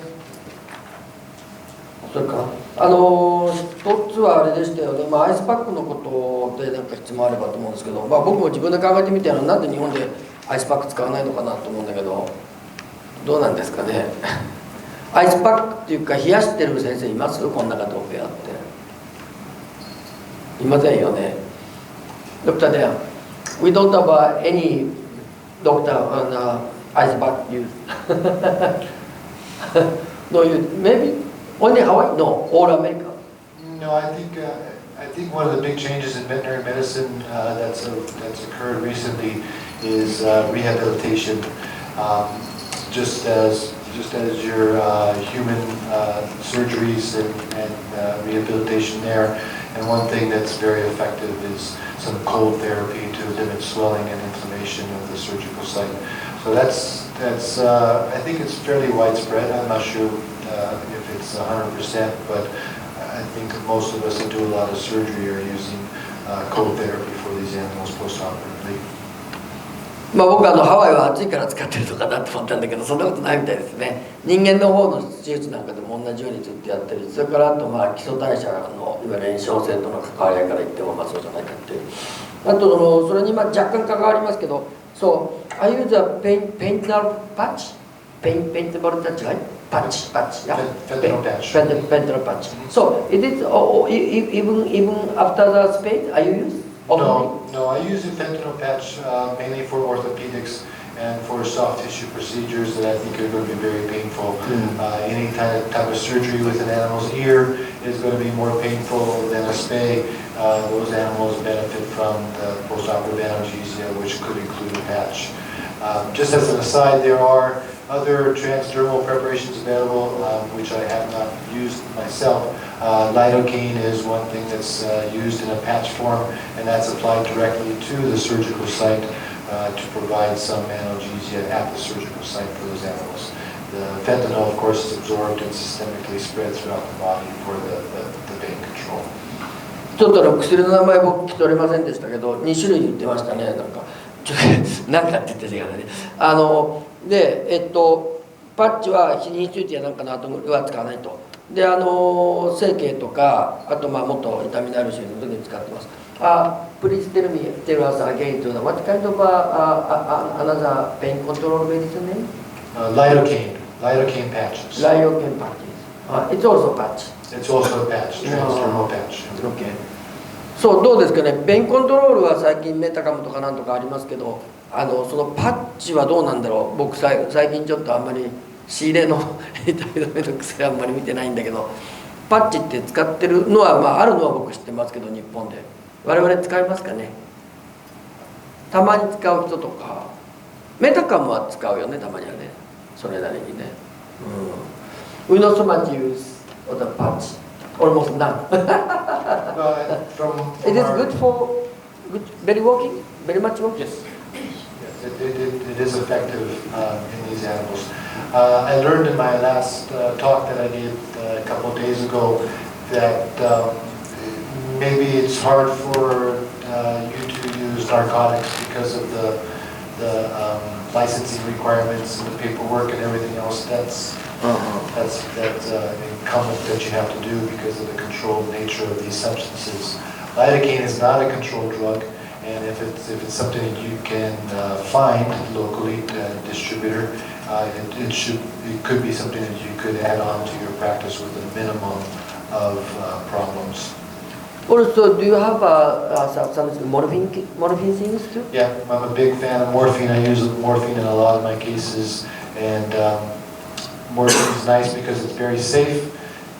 It's very, very hard to give enough morphine to really cause problems to the dogs. I tend not to use that type of narcotic as much in cats because they can get dysphoric from morphine very easily.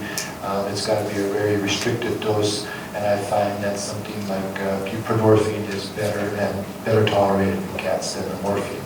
But yeah, we use a lot of morphine. We use a lot of narcotics in our practice, both for our use in the hospital in an injectable form. We also have tramadol as in a pill form to send home with the clients for some narcotic pain relief at home. Of course, with all of these drugs, you have, at least we have, quite a few restrictions on their use as far as the paperwork and the tracking of all those substances, just because of the abuse potential. If you can accept the paperwork that you have to do, and you can get a DEA license that allows you to dispense and use these medications, they do help quite a bit with limiting the pain. And again, our clients are expecting their animals to be as non-painful as possible. そうですね。モルフィネ系の薬ですけど、アメリカはまあそのなんとかって IT なんとかっていう免許でやれるそうですけど、まあ我々だったらまあケタミンの申請出してあるだとか、まあやっぱり薬品のまあ免許の違いっていうのはあるんでしょうけど、痛み止めに関しての確かにまあ概念っていうのはまあアメリカ確かに進んでますわね。でちなみに彼のところの避妊手術っていうのは大体やっぱり4、5万円だそうです。犬でね。まあ400から500ドルっていうことでした。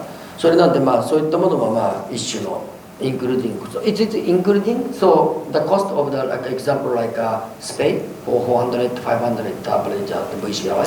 So is it including a package to this kind of a service too? Yeah, all of the estimates. It depends by the request of the owner, right? Well, we actually include it in the estimate. We send the animal home with these medications, whether it's a non-steroidal anti-inflammatory or tramadol as an oral narcotic, because we also want them to be as pain-free as possible. So the use of these medications are included in the estimate. I've never had a client tell me, "Oh no, I don't want my animal. I don't want to take that because it costs too much money." If they feel like it's going to be helpful and keep their animal pain-free, they're going to be happy about paying for it. So, and again, it's included in the estimate, so it's no surprise to them when the animal goes home that they're being sent home with these medications. The tramadol, which is the oral narcotic that we send home, is very inexpensive. It doesn't cost a lot, so it doesn't really add that much to the client's final bill. 彼らのところはまあ避妊で入院はさせてませんけれども、まあ、今のお話の中でね、要約すれば要は痛み止めを断る人はいないし、まあ、やっぱりその痛みに対しての、まあ、尊厳といいましょうか、大切さっていうのはやっぱり、まあ、アピールしてるってことですよね。まあ、日本もそうだと思います。Thank you very much. We agree. Yeah. Can I ask, is it difficult to get what we call DEA license? But is there a similar thing here in Japan that you have to have a license for to dispense and prescribe narcotics? 痛み止めの薬とかそういうライセンスっていうのは日本では我々は We haveケタミンと先生吉村先生ケタミンだけであとは麻薬はあれですよね。モルヒネのライセンスは取れないですよね、普通我々は。使えるの？使えない。え？モルヒンパンチ使えますよ。モルフィンパッチは使える。使えます。モルヒネは使える、我々は。ケタミンと同じ資格で。資格で。ああ、it's the same license as a ketamine and the morphine also.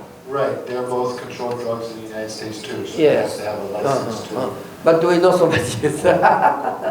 Well, maybe something to think about, because if, you know, to differentiate yourself from the practice next door, you might find it beneficial to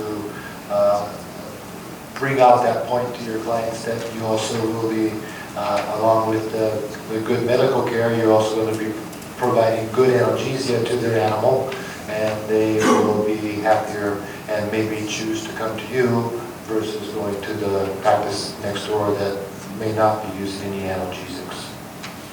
Thank you very much. そう、僕らの経験で言ってもやっぱりモルフィンの効き方っていうのはもう圧倒的なんでね、確かに今後我々も調べていく必要があると思いますね。まあ痛み止めについてのことですけど、もうちょっと積極的に取り組んでもいいような気しますね、確かにね。Thank you. Just in case you are interested, my morphine dose that I use preoperatively is 0.5 milligram per kilogram, and I will continue at that same dosage level postoperatively every 4 hours as the animal indicates to us that they need it. The morphine dosage rate is quite wide. You can go up as high as 1 to 2 milligrams per kilogram and still be safe in its use. In my experience, so the morphine, once a time used, second time, third time, even in the between the time is too short, it may be growing so much. They need to the dose is all the time up, right? Well, How do you think about it? in my hands, I'm only using morphine in an injectable form for a short period of time. Okay. So in that way, I'm not causing the animal to develop tolerance such that I have to increase the dosage. 短い間での痛み止めとして渡していくのには全然問題ない形なんでってことで非常に彼進めてますね。まあ、ちょっとまた調べてみて痛みっていうことに対してのまあもうちょっとやれることあるような気しますね。Thank you very much. So we go to soft tissue surgery. Shall we entertain any other questions if they're right now? 何か質問通して時間がOK、分かりました。そう、タイムプッシュ。Time pushes. Okay, let's get going then. Okay, so let's go ahead and talk about more surgeries specific to surgery. First we'll go over some soft tissue surgery. Wound management. We see in my hospital, we see a lot of hit by cars. We see a lot of wounds caused by dog fights or cat fights. And some of the wounds we get presented with are pretty horrendous. The young doctors that come to work soon after graduating from vet school, they tend to want to close everything right away. If there's a wound, it needs to be closed. Well, I try to get them to understand that maybe that's not the best option. Some of these fresh wounds, everything may look real good as far as the viability of the tissue, but because the wound is so fresh, you don't know that that tissue is viable. So if you give this wound, maybe just even overnight, some of the tissues will proceed to show the characteristics of non-viability, and you can debride those more certainly. That would be an example of a delayed primary closure, where you want the wound to be in good condition before you close it. Secondary closure of wounds in dogs and cats is certainly a good option in a lot of cases, because once the granulation bed is established in the wound will go through a contracture, and with the loose and abundant skin in dogs and cats, that contracture can close the wound up to 85-90%, so that you may not need to actually take the surgery to close it. I don't think we have time to go through the phases of wound healing. Those phases are pretty much the same no matter what tissue you're talking about, be it bone, be it subcutaneous tissue, be it skin. It's a good idea to understand the changes that happen at each stage of the wound healing so that you can impact it in a beneficial way. My initial management, of course, of the wound is to determine, is this a clean wound? Is it a contaminated wound? Is this an infected wound? Infected wounds should not be closed right away, of course, because you're closing the infected tissue and you're going to have problems with abscessation. If I have a wound that I don't feel is ready to be closed when it's first presented, and especially if there's a large amount of necrotic or devitalized tissue in the wound, I will place dry gauze against the wound and then wrap after that around the limb or around the body. The dry gauze I use in that case because it's going to stick to the wound. At the next bandage change, maybe 6 hours later, maybe 12 hours later, when you take that dry gauze off, it's going to adhere to the dead tissue and remove it from the wound at the time that the gauze is removed. It's something, in that sense, it's kind of like a micro debridement of the surface of the wound. Be very careful when you're debriding wounds, especially when you're dealing with the tough tissue like tendons and fascia. A lot of those, even though it looks real bad, can stay in the wound and at least help to provide some stability for your closure when you are able to close them.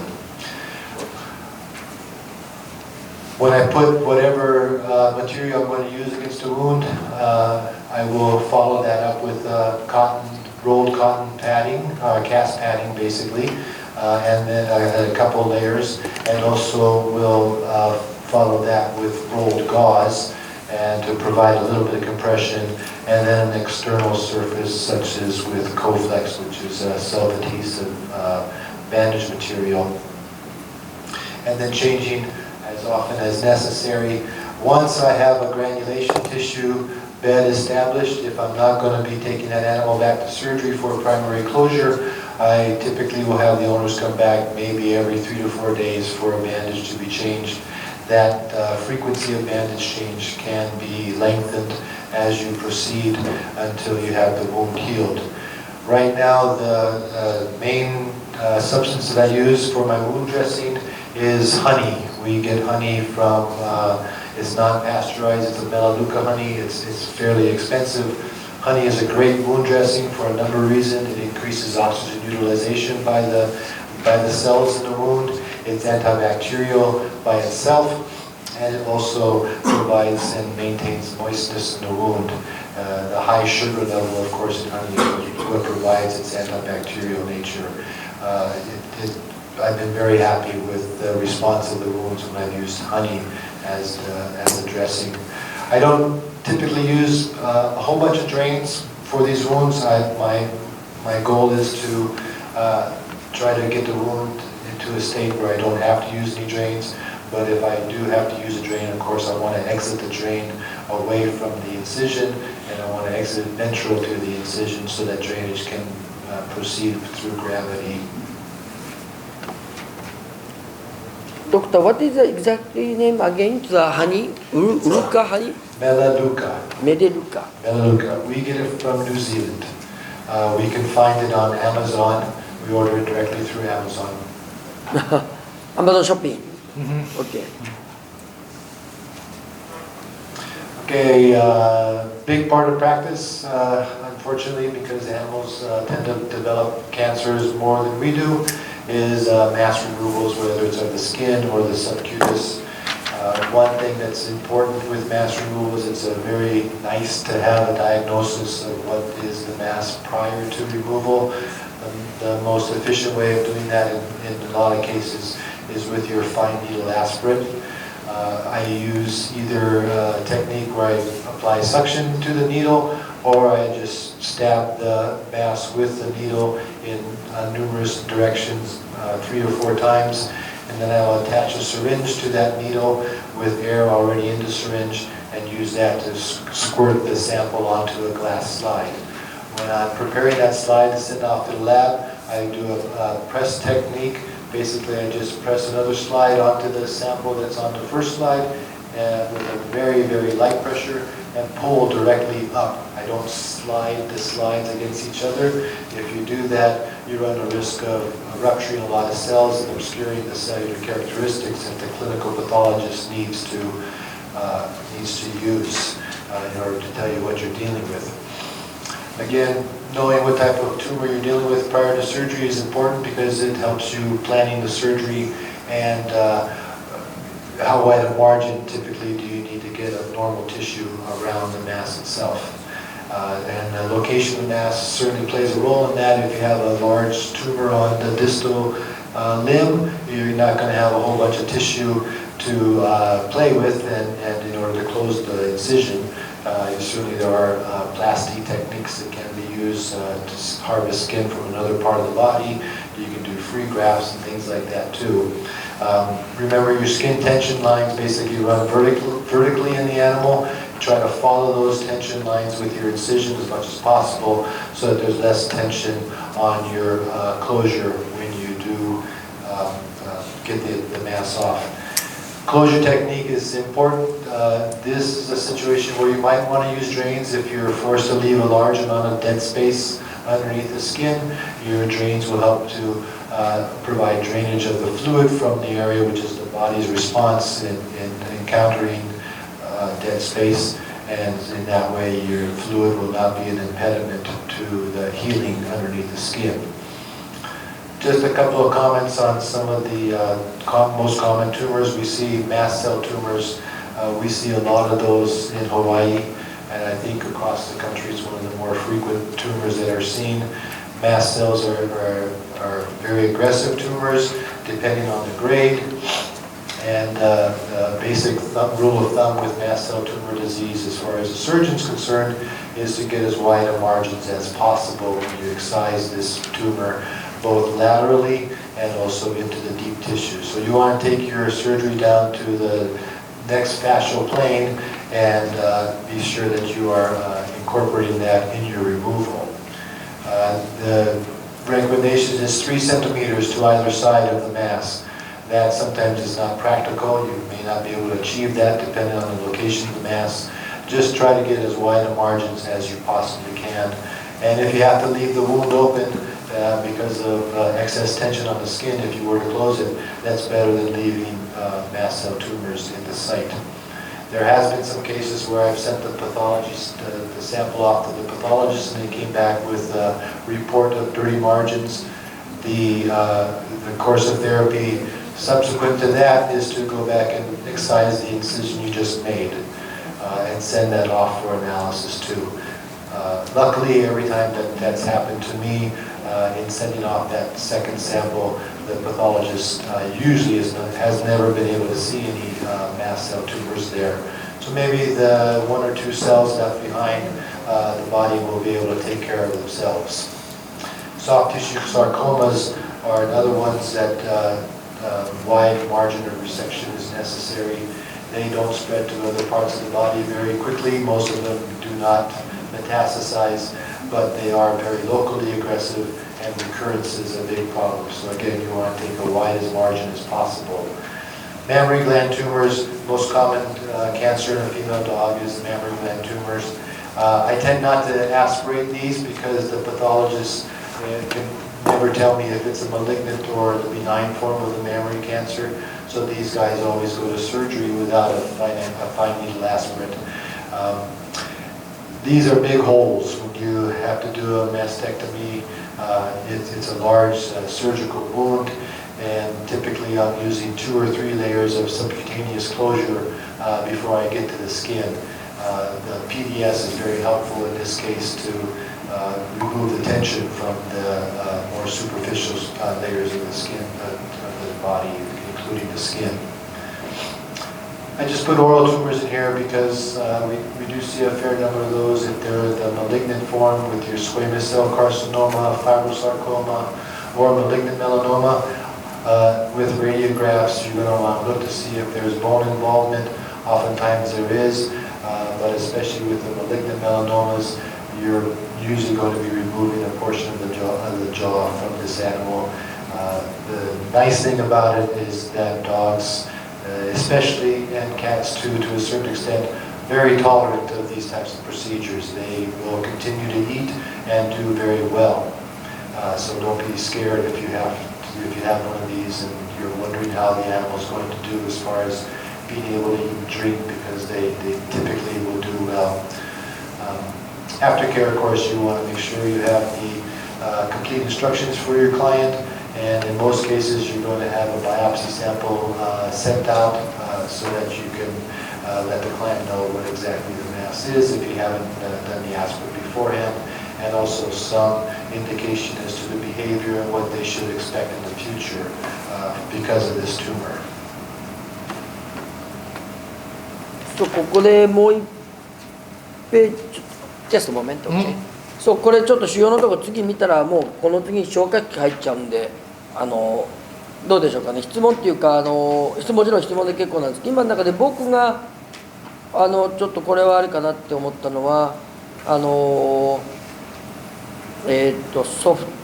れですかね、肉腫ソフトティッシュザルコーマはなるべく広くマージン取って、これでマストセルは、もちろん要注意深くっていうことでしたけども、まあなんか違いがあるのかなとかって思うんですけど、その彼のアプローチの仕方としてね。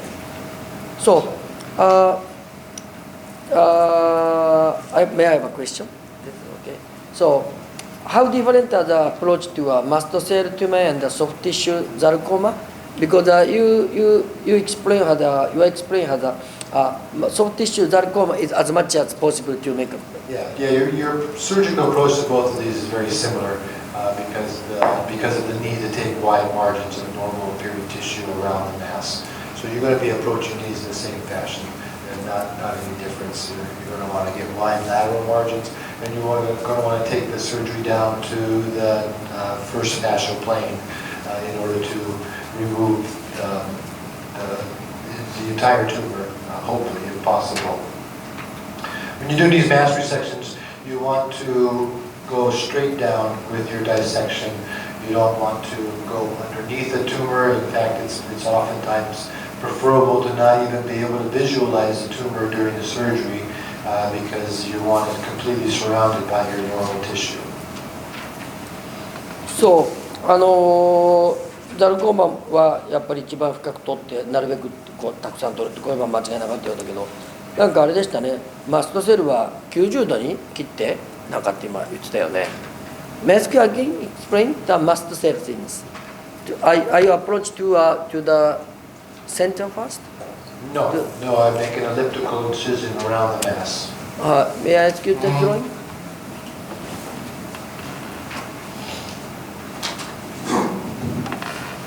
Okay, so if this is the mass, my incision is going to be an elliptical incision.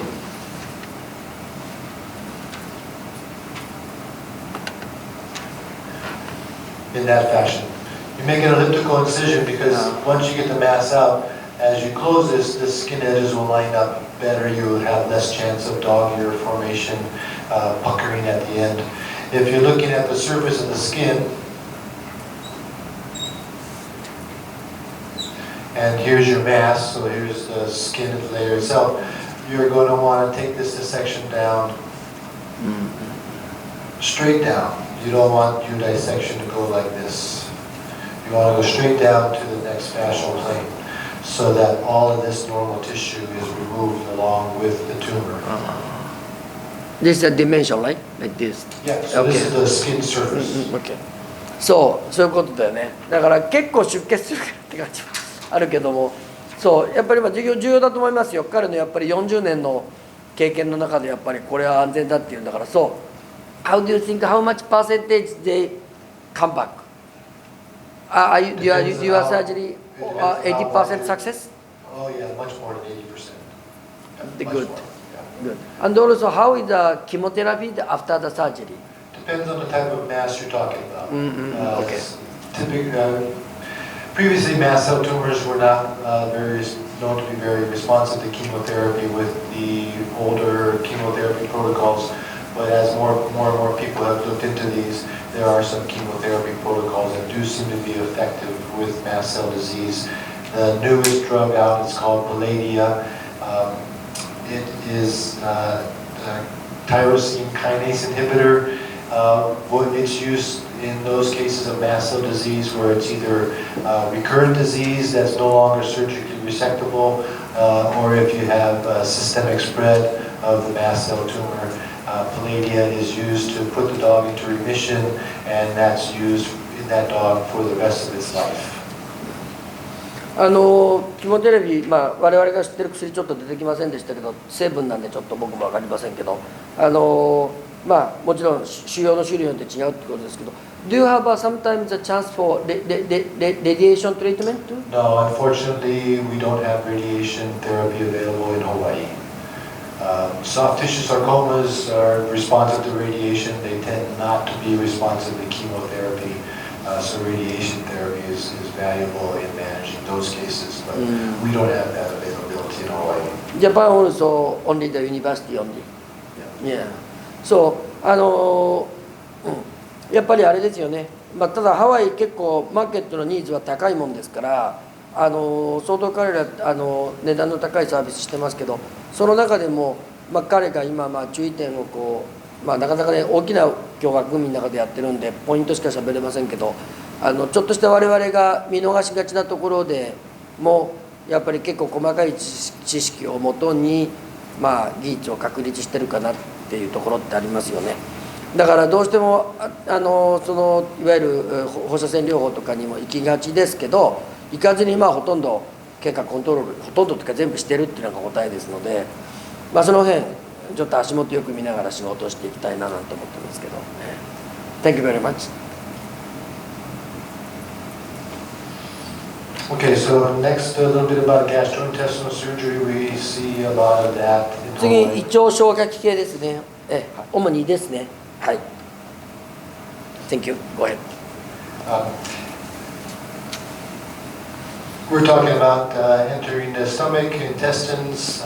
We usually don't need to enter the large bowel for any reason unless we have a tumor that we have to remove. The stomach is very forgiving organ. It's very easy to do surgery on the stomach. It's got a good blood supply. It's a very strong organ. And usually do a double layer closure of the stomach, close the mucosa first with a continuous pattern, and then oversewing it with an inverting pattern that engages the submucosa. The small intestine, a little bit different. You don't have the luxury of a large lumen, so constriction or causing a stricture in the intestine, you want to minimize that. The abundant mucosa of the small intestine can be somewhat troubling during surgery. I don't know if you've noticed, or I'm sure you've seen that when you make an incision in the small intestine, the mucosa just kind of bubbles out of the field and is right there. You don't want to close mucosa to mucosa and leave that above the serosa. The stitch that I use to close the intestine is called a Gamby stitch.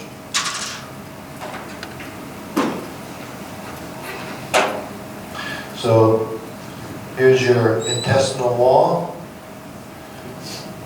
Oops. And here's the hole that you've made.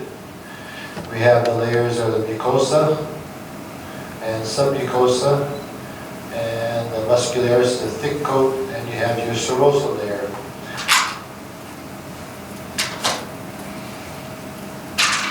When I place the suture, I am going to go all the way through the wall of the intestine with my suture material. I'm going to take the needle and I'm going to try to, upside down. Okay, let's use this side. Okay, so this is the loop, this is the wall of the intestine, so the serosal layer. So I'm going to go all the way through the intestine with my needle. I'm going to take this needle, go back through, and try to do it that way. I'm coming through here too. So that when I tighten this suture, it's going to cause the mucosa to be inverted.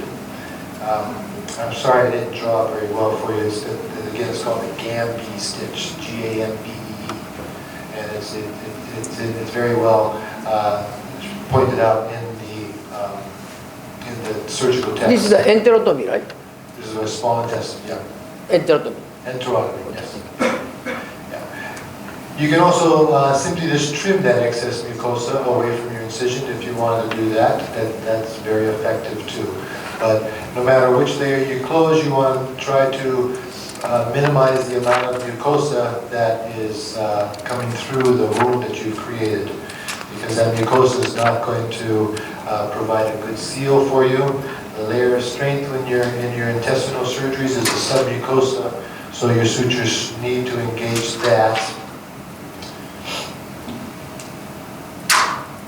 And so you might want to consider something like that for a small intestinal closure, or again just trimming that excess mucosa so it's not in your incision.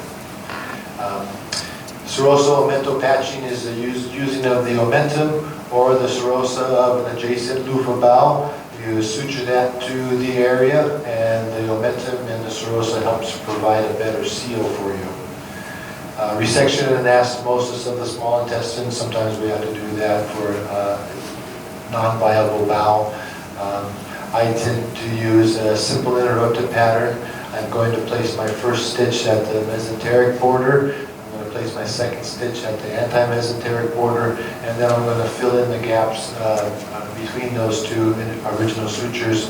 I'm going to take bites anywhere from 2 to 3 millimeters depth away from the edge of my incision, and I'm going to advance, or I'm going to put a closure every 3 to 4 millimeters around the entire bowel. Always test these afterwards. We will use a syringe with a needle to inject some saline into the bowel, apply gentle pressure with our fingers looking for any leakage, and place additional sutures if we need to. We see gastric dilatation of volvulus a fair number of times. We do have a lot of large breed dogs in Hawaii, and we do tend to do pretty good with them as long as they've gotten to us pretty quickly. The general approach to a GDV is initially 2 large bore catheters in both cephalic veins, a shock dose of intravenous fluids, because these animals are shocky when they come in. And then once we get that established, we're going to try to decompress the stomach either with the stomach tube. If you can't pass the tube, then needlecentesis of the tympanic portion of the stomach, and you can usually determine that by just blotting the stomach. You can feel the ping, you can feel the tautness to it. You stick an 18-gauge needle in there, allow some of the gas to escape. Oftentimes that relieves enough pressure to allow you to be able to pass your stomach tube. When you pass your stomach tube, you want to be mindful of the distance between the tip of the nose to the last palpable rib, and that's the length of the tube you want to put in. If you go much beyond that, you may be puncturing the stomach with your tube, and oftentimes the stomach is a bit weak because of this. Once we get them decompressed and once we get them stable enough for surgery, we'll be taking them to surgery, and we will be doing a reduction or derevolution of the stomach.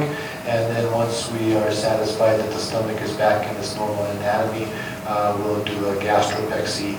My gastropexy technique is the incisional gastropexy, and I'm using proline for this.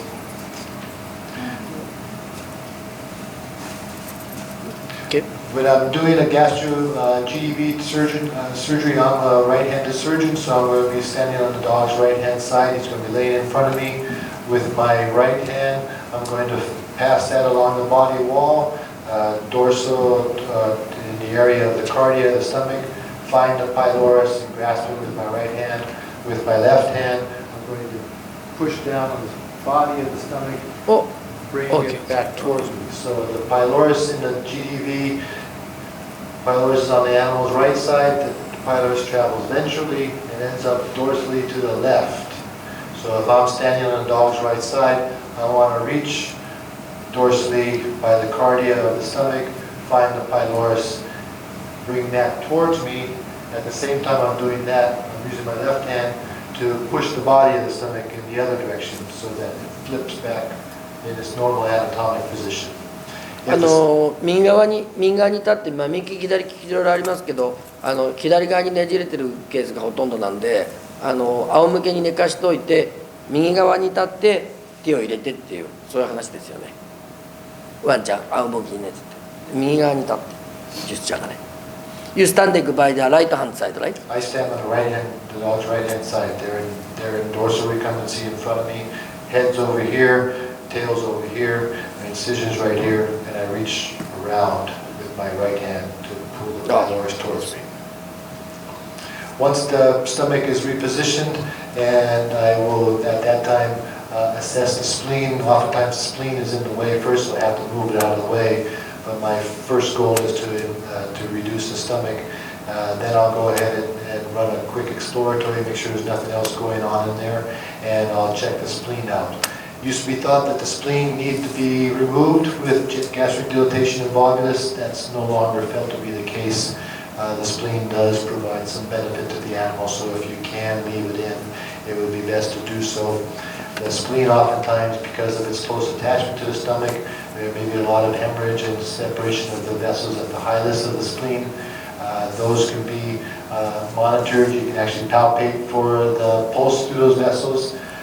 Usually what I'll do is I'll look at the spleen initially, and then as I'm doing my PECSI, I just leave the spleen where it is inside the body cavity. Once I'm done with my PECSI, then I'll bring the spleen back out. Most of the times, the spleen looks a lot better after you've given it some time, once the stomach is back into proper position. And then your right-sided gastropexy is an incision in the serosa and muscularis of the stomach, such that the mucosa is bulging. You don't need to enter the stomach itself.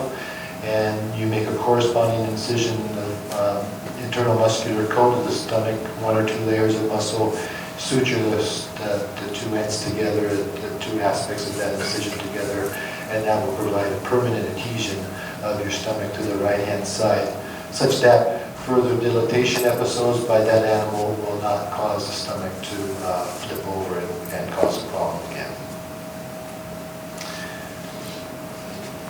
じゃあ今のところで、胃腸、胃粘点と胃拡張の違いと、それから、僕が聞いたポイント的には脾臓をなるべく残した方がいいって話と、から脾臓のねじれをやっぱり取って、僕ら結構取るケースあったんですけど、取らない方がいいんじゃないかで、取らなくて脾臓の粘点も一緒に治せば、当然相当アフターはいいんじゃないかっていうことでしたよね。それとあと、先に選手をやって、それからチューブを入れてっていう、我々の方でも分かってる流れですけど、我々どうなんでしょうかね。ちょっとは違うやり方っていうか、彼は右に立ってこうやるっていうような流れでしたけど、あと What is the special breed for happening of this stomach twist? The most common breed is Great Dane.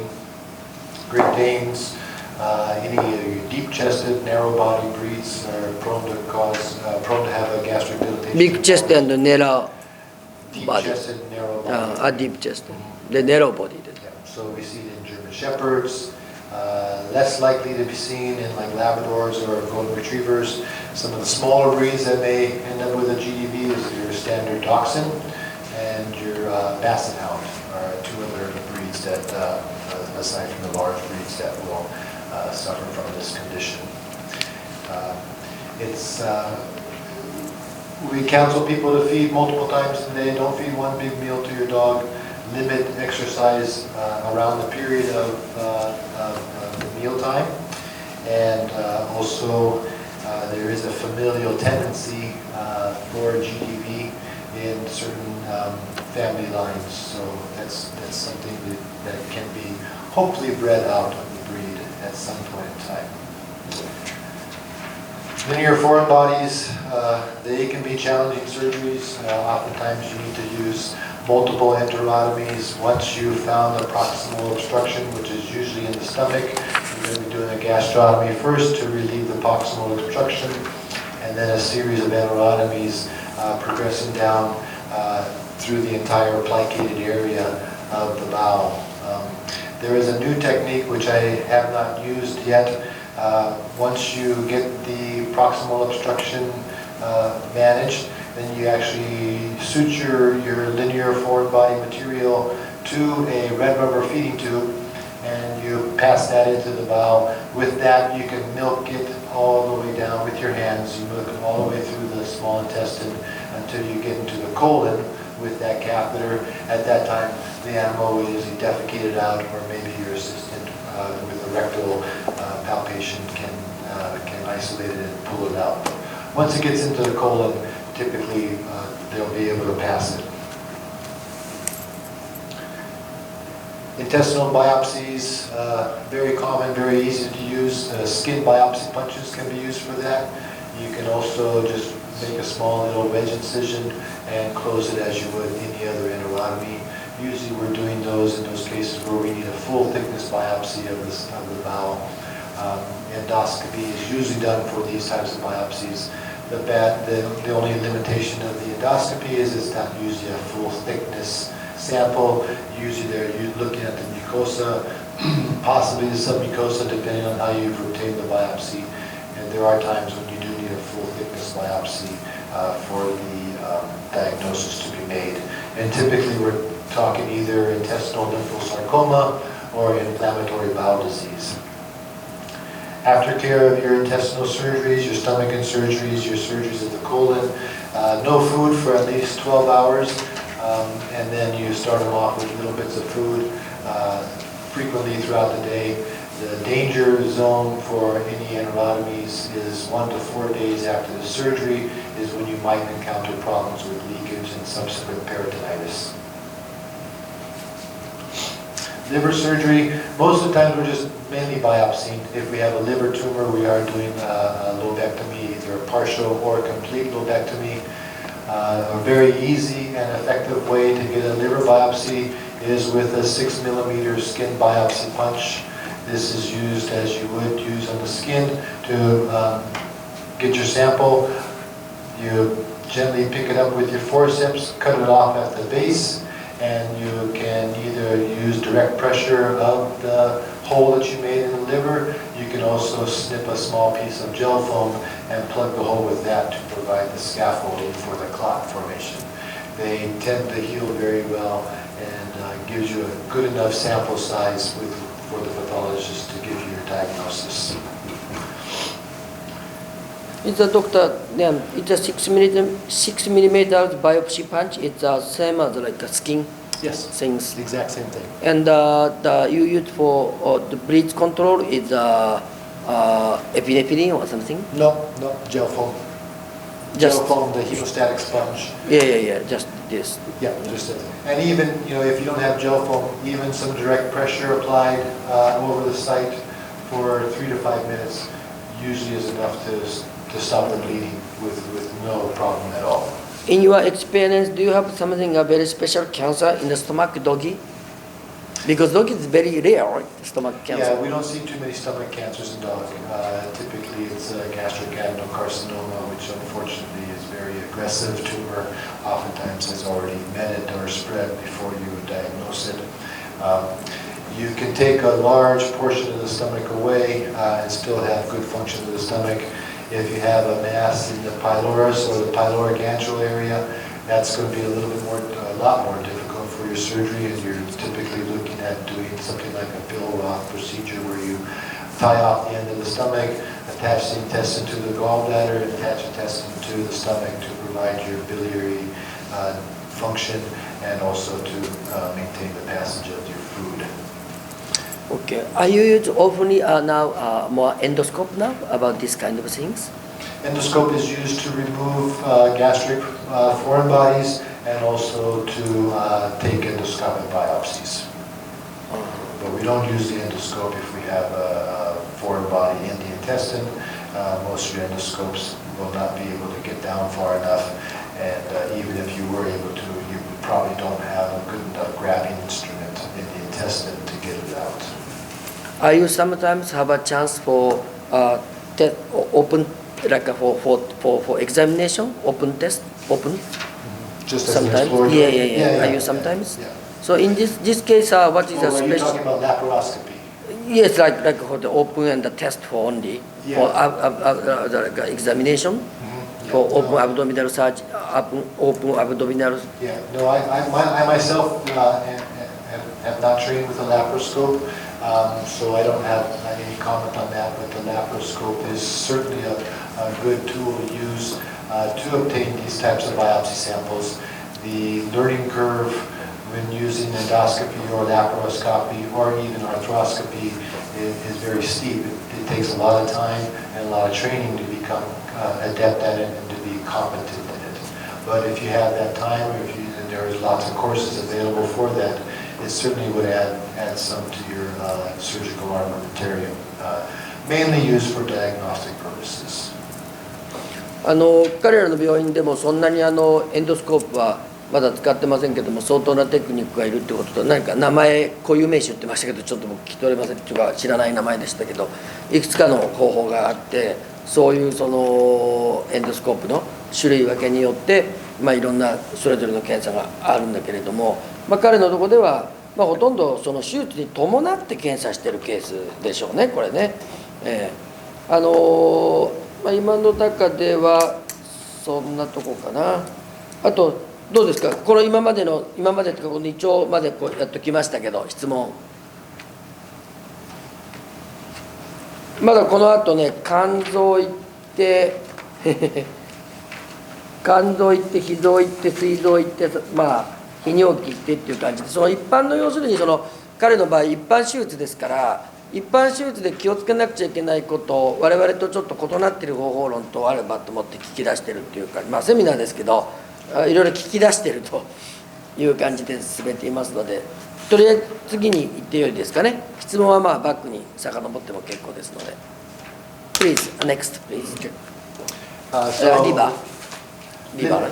Yeah, we did deliver the biopsy techniques, lobectomy of the liver, or partial lobectomy, really not that difficult to do.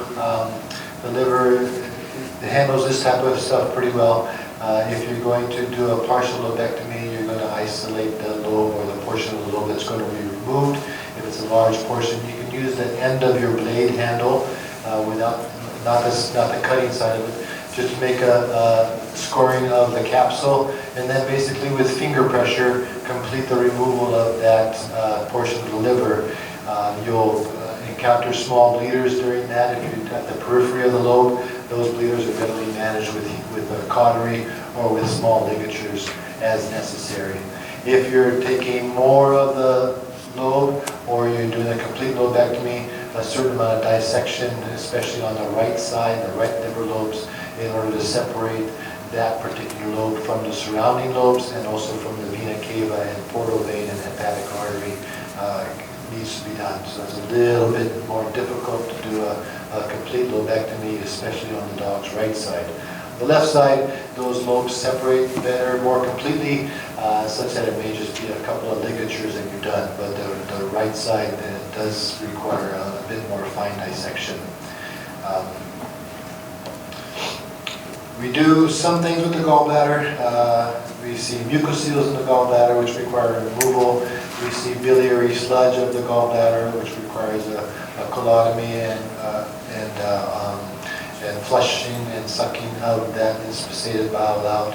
If you have either a traumatic episode where the gallbladder has been ruptured or the bile duct's been ruptured, or if you have a dog with chronic pancreatitis who's developed a fibrotic lesion at the angle of the pancreas at the duodenum, there may be obstruction of biliary flow from the gallbladder.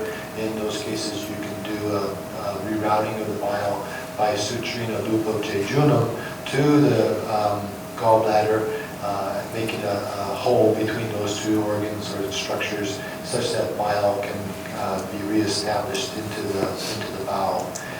Cholecystectomy oftentimes is done because of cholecystitis, and that is you need to make a small incision in the capsule and the mesenteric covering of the liver at the junction with the gallbladder.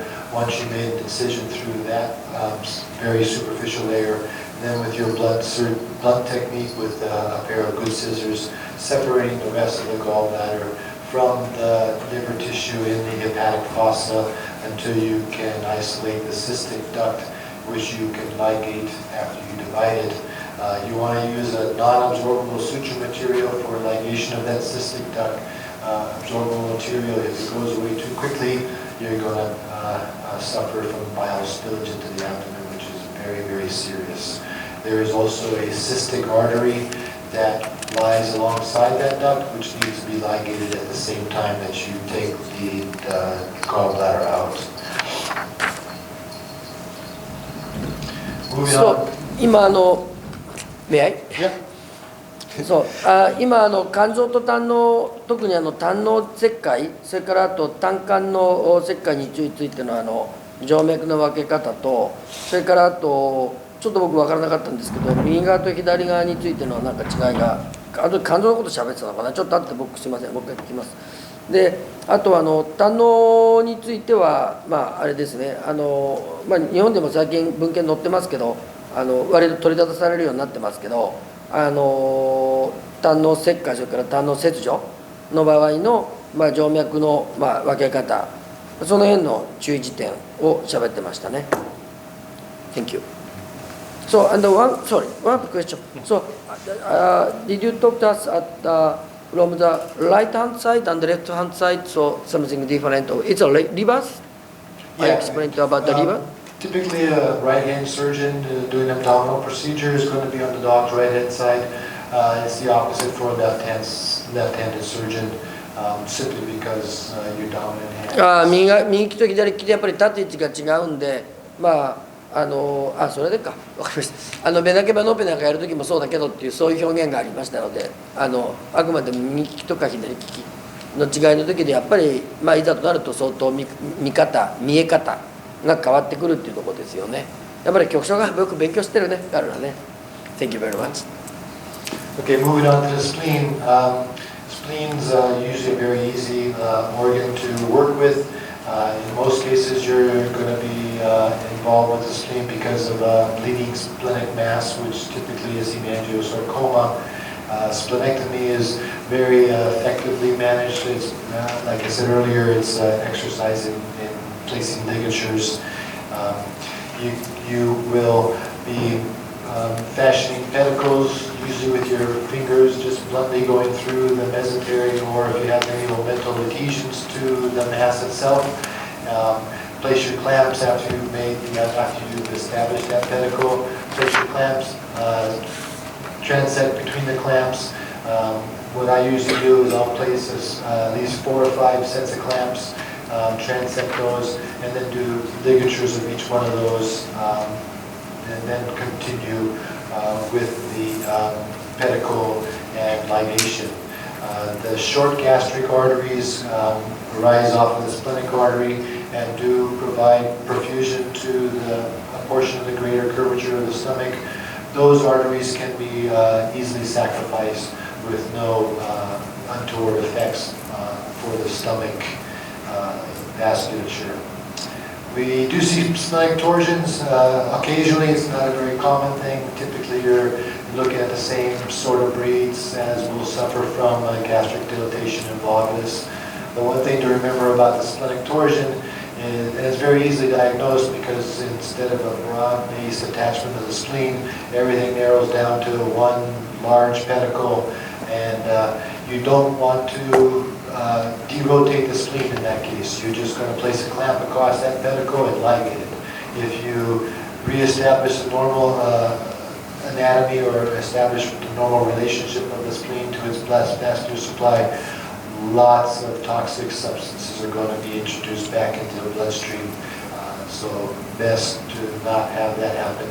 Just place a couple of big clamps across that towards the pedicle and ligate it and remove the spleen.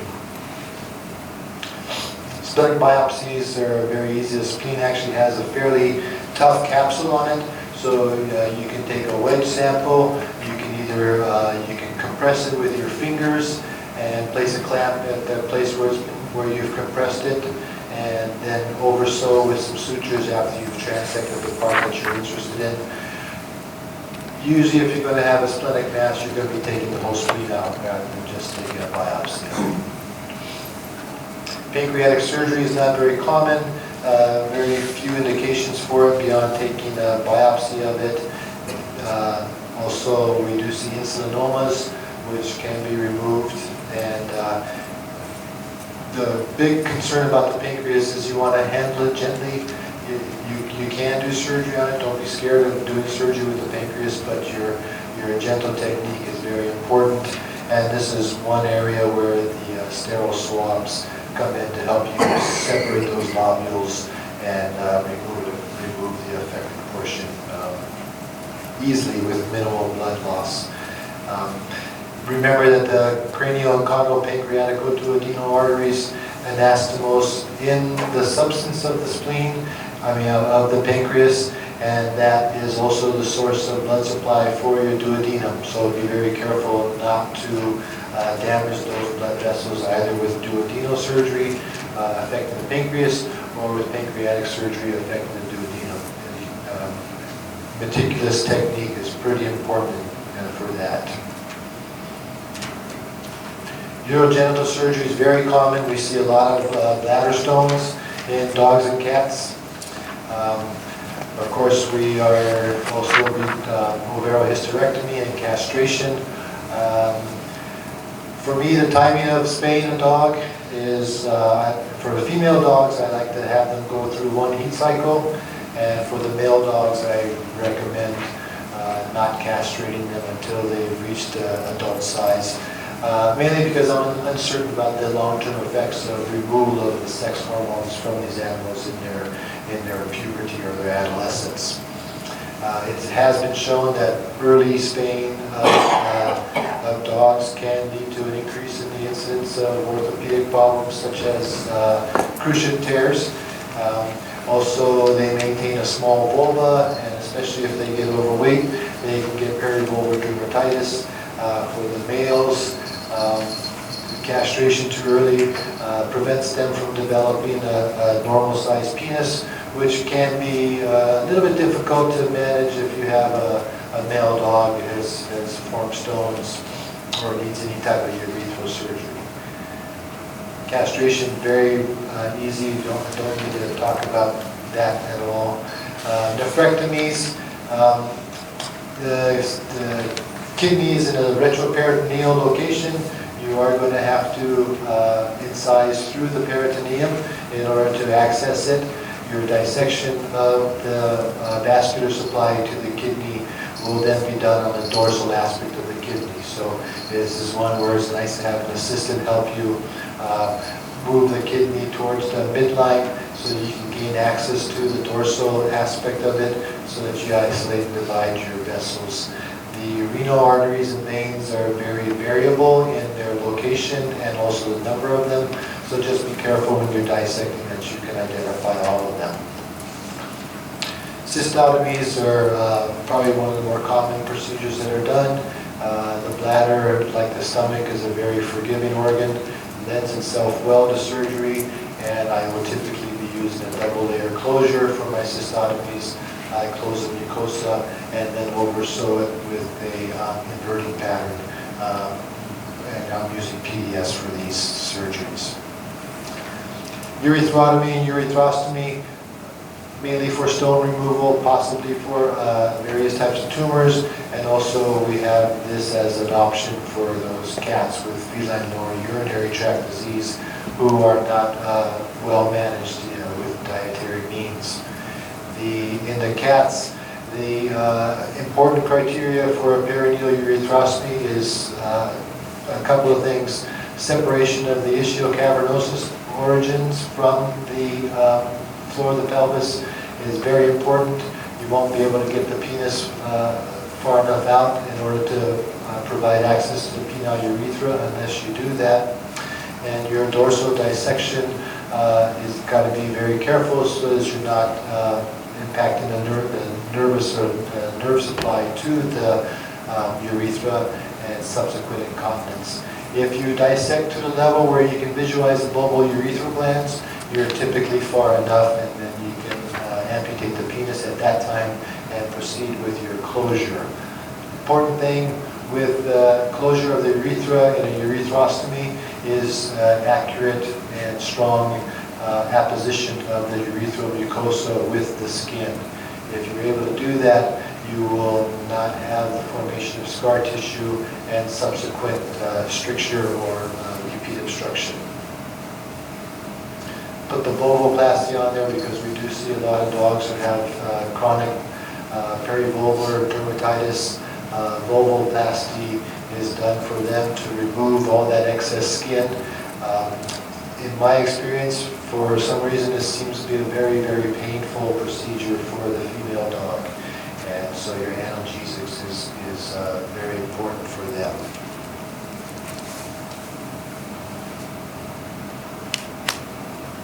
Hernia repairs. Okay, Doctor, thank you. May I? Yeah. Give us a time.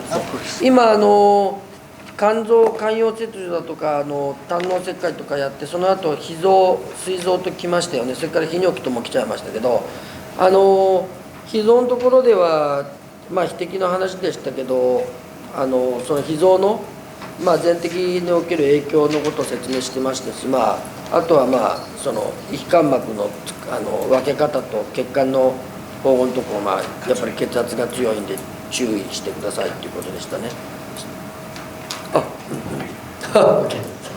そうその皮下膜のところの血管の縛り方のところとあと脾臓の溶石とか、まあ、そういったものについてもやっぱり注意して適切な判断しなきゃいけないって言ってましたね。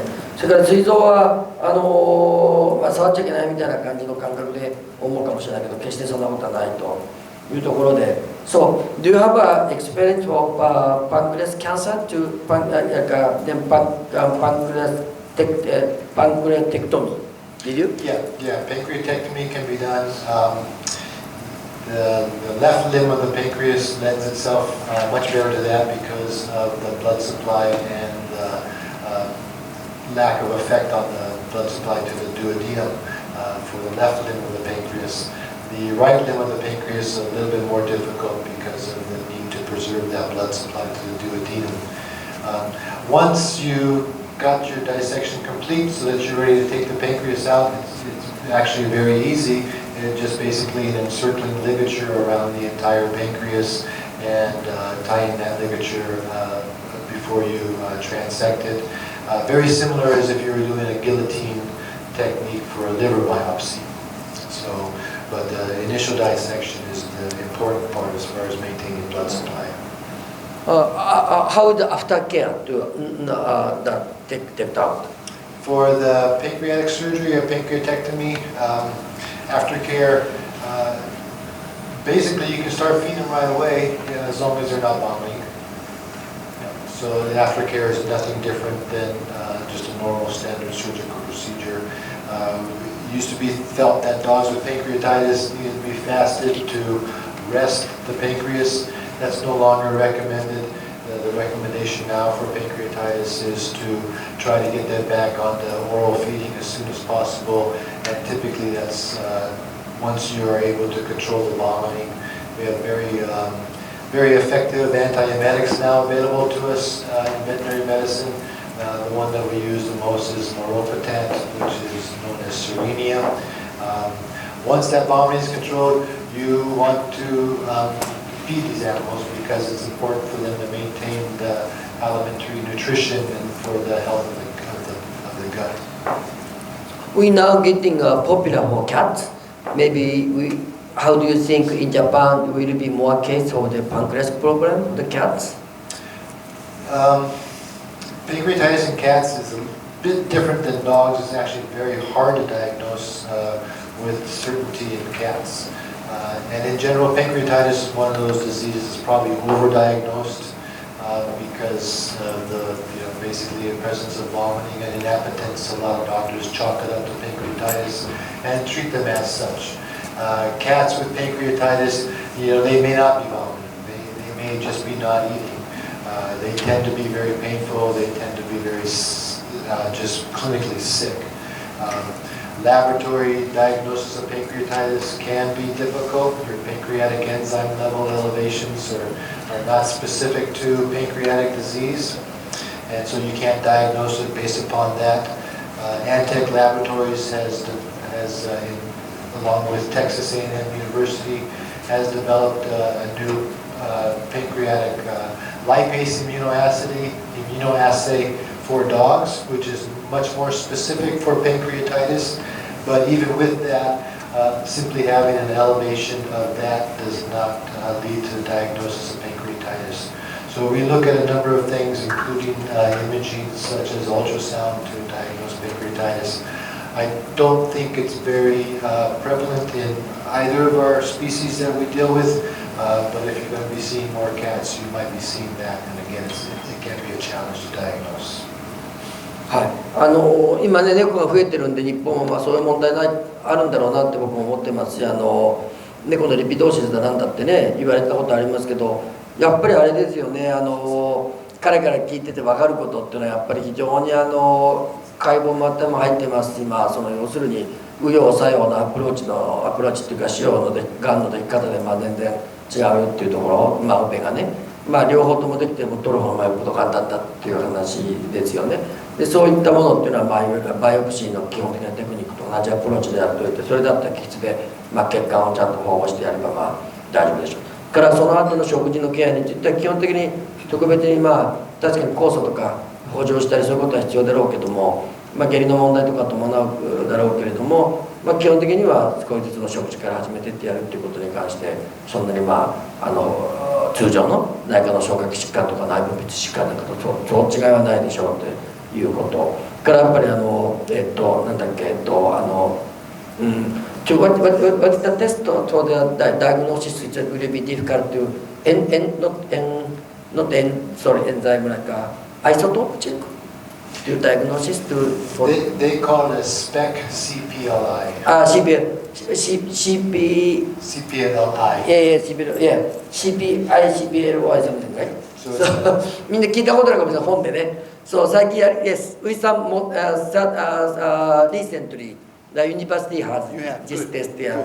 そうでも難しいですよねやっぱりね膵臓の診断とか要するに僕もちょっとこの話の中でもうちょっと次の機会に聞きたいかなと思ってるっていうか皆さんもやっぱり最近デリケートな動物多くなってるんで確かに外科のアプローチからっていう今回切り口ですけど基本的に内科のアプローチから外科に持っていかなくちゃいけないケースはあるわけですしそのようにやっぱり気をつけてやってもらえたらなということで、今回ずらっとこう流してきますけどこれからこれをもとにまたね次回学論っていうのが入っていくつもりなもんですからじゃあちょっと次行ってもらいます時間が押してるということで Thank you very much. Next please.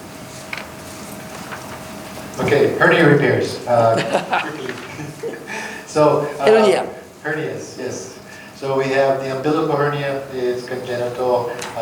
Most of the times these are small hernias, and the vast majority of times do not need to be corrected for the health of the animal unless it's very big.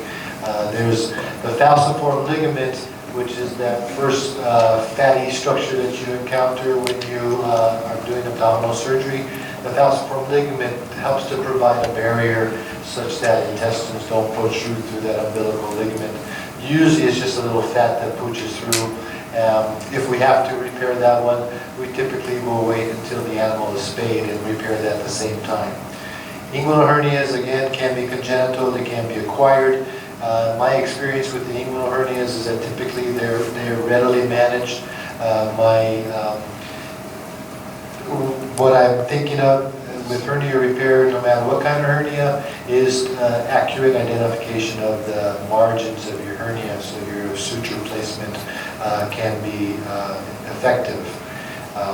Inguinal hernias, you can approach them both with a simple ventral midline incision, slide the incision to either side to visualize the hernia and correct it. Hernia repairs, I always use a non-absorbable suture material such as nylon. I want to make sure that hernia stays closed for the rest of the animal's life, and I feel that that's achieved better with a non-absorbable suture material. Diaphragmatic hernias can be very difficult. We see the congenital form with the peritoneal pericardial hernia, especially in cats. Especially with a diaphragmatic hernia, pre-placement of the sutures can be helpful. By pre-placement of the sutures, I mean placing the sutures where you're going to want them prior to actually tying them. If you place and tie sutures sequentially, as you get to the end of the hernia, it's awfully hard to identify your remaining size of your hernia. So I will always pre-place those sutures Diaphragmatic hernias can be closed with a continuous pattern though, so that it's not as much of a concern with that. I do a lot of perineal hernia repair. We do have a sizable population of intact older male dogs, and they are the ones that will end up with a hernia in that location. I've had very good success with my hernia repairs as long as I'm using the obturator flap technique. So once I make an incision adjacent to the anus and reduce all of the periprostatic tissue that typically is constituting your hernial contents, that can either be reduced into the abdomen or you can actually excise that if it's excessive. I will use an Alice tissue forceps with a moistened gauze sponge to maintain the reduction of those abdominal contents while I am pre-placing my sutures. The structures you want to incorporate into your suture or hernia repairing for the perineal hernias are the levator ani and coccygeus muscles that arise at the base of the tail. Those you will attach to the wall of the rectum and also to the external anal sphincter. To do the obturator flap, you just got to make sure you identify the obturator muscle as it lies on the pelvic floor. With a blade, start your release of that attachment of the obturator muscle, and then complete that with a periosteal elevator of some sort. Raise the flap enough so that you have enough of the obturator flap to be able to mobilize medially, and you will attach that to the wall of the rectum and the external anal sphincter muscle, and you also will attach that to your levator ani and coccygeus muscles. You can incorporate the sacrotuberous ligament in that repair too, just as a very strong, sturdy structure to anchor your sutures. Just make sure you go through that ligament, not around it. If you go around it, you might be impinging on the sciatic nerve, and then you'll have a painful animal afterwards. You'll have to go back in and remove that suture. But you can pass the suture material directly through the sacrotuberous ligament as an additional repair. Traumatic body wall hernias, usually what I do, as long as the animal is relatively stable and I can manage the hernial site with bandaging such that abdominal contents are not becoming at risk to being strangulated, I like to wait a couple of days before I take those dogs to surgery, again because it helps me to identify the edges of my hernia. If you go in right away, you get a lot of hemorrhage, you got a lot of swelling, you got a lot of inflammation. It may be difficult to identify the edges of the hernia that you need to get back together. Let me go ahead and just show you what I mean by pre-placing the sutures.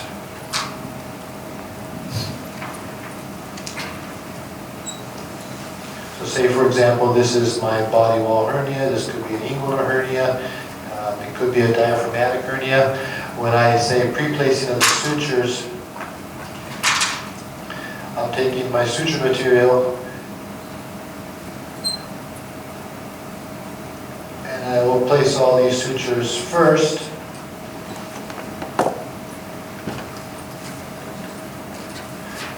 I will clamp those ends together so that I can identify and keep them together, and then once I have all these sutures placed, then I'll start tying. I'll start here and I'll tie this one, tie this one, tie this one, tie this one, and then finally tie that one. If you do that, if you don't do that, as you tie this one, of course it's going to close the hernia. This one will close it there, that one will close it, that one will close it, but then when you get to this one, you may not be able to actually see your hernial wall or the hernial margins at that time. So by pre-placing the sutures, you can assure that you've closed the entire hernia. And when you pre-place them, you just clamp them with one of your hemostats and lay them to the side so that you can place the next suture.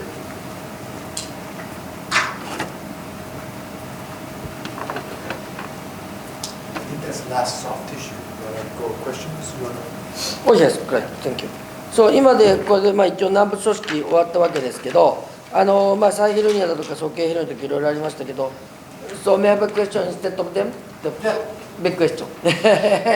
So we have many cases for the diaphragmatic hernia, especially cat for the accidentally case, right? So, but there are many cases we don't have enough space. So, do you have something idea for more like a tension sutures or how to do it? Because usually more than 300 degrees is open. Yeah. They, to tell you the truth, they can be very, very difficult. Sometimes you actually have to make the hernia bigger first to bring the abdominal contents out of the chest cavity, especially if it's a chronic hernia. Those hernial contents have swelled up and they can be hard to bring back in. When I'm down at the tendinous portion of the diaphragm, that is where I've usually had the most problem with my hernia repair, because as opposed to the muscular portion, the tendinous portion of the hernia, the diaphragm, very, very thin, doesn't hold sutures very well. Yeah, so in that area, I will typically, when I'm in the muscular area, I'm using a mattress type of pattern to get serosa to serosa. For the tendinous portion, I'm just doing a simple interrupted, trying to take decent sized bites, but not too wide, such that when I tighten it, I don't make another hole with my suture material. And then as I move, and I start my closure of the diaphragmatic hernia with the least accessible aspect of it, which is typically going to be the dorsal aspect of it, and you move and you close it towards yourself. If you have a hernia that can't seem to be closed, you can raise a flap of muscle from the internal muscular coat of the stomach and use that to slide over to bolster your diaphragmatic hernia repair. You can also actually do something like bringing the omentum, mobilizing a bit of that, and bringing that and using that to help close your hernia, just as a support, and also to provide blood supply to it. I've had only one case where I really couldn't get that hernia closed. Oh, good. So, do you know some artificial materials of these kind of things? I haven't had to do it myself. The only time I've done any kind of artificial implant into the diaphragm is for things like calothorax, where I want drainage from the chest into the abdominal cavity with a silicone sheet. So I have not had to use the mesh for that, but that certainly would be an applicable technique. Thank you.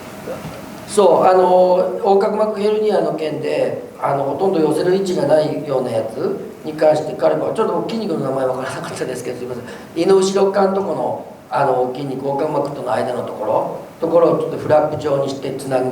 それからあとは呼吸がぐっとこう、いわゆる肺が縮んだ時にスッと縫っていくっていうそれしかタイミングがないと思うけれども、それとあともう一つはオメンタムですね。腸間膜の脂肪だとか腸間膜そのもののところを使って閉じてみるっていうケースで誠にうまくいったケースがありますと。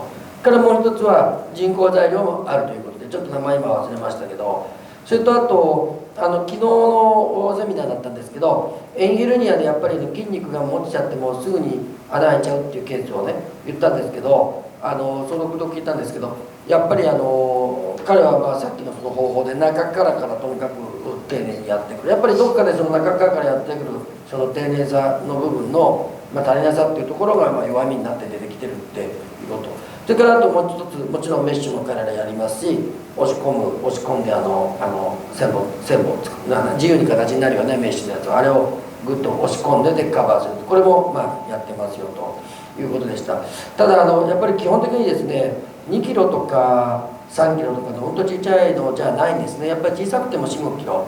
ただこれからすごく小さいケースで昨日のちょっと症例見たら骨折の症例をえらい小さいオクシャテレードを出してましたけど、そんなふうな中でですね、今の話に関しては横隔膜のは、ちょっと我々にも使えるかなと思ったのは、オメンタムを使ってやる。それから胃の後ろ側の筋肉のところを横隔膜の近くのところをこう引っ張ってきてはっつけるっていうような、いずれにしてもその肺が縮んだ時にやれば、あとはそこのところにあまり強く縛りすぎないように、気をつけてやればそこのところで成功する可能性が高いってことですよね。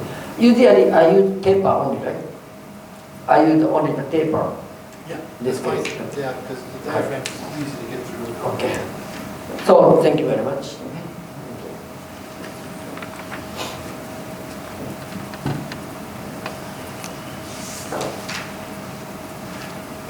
Just want to put down a couple of the references that I find invaluable sources of information for these surgeries.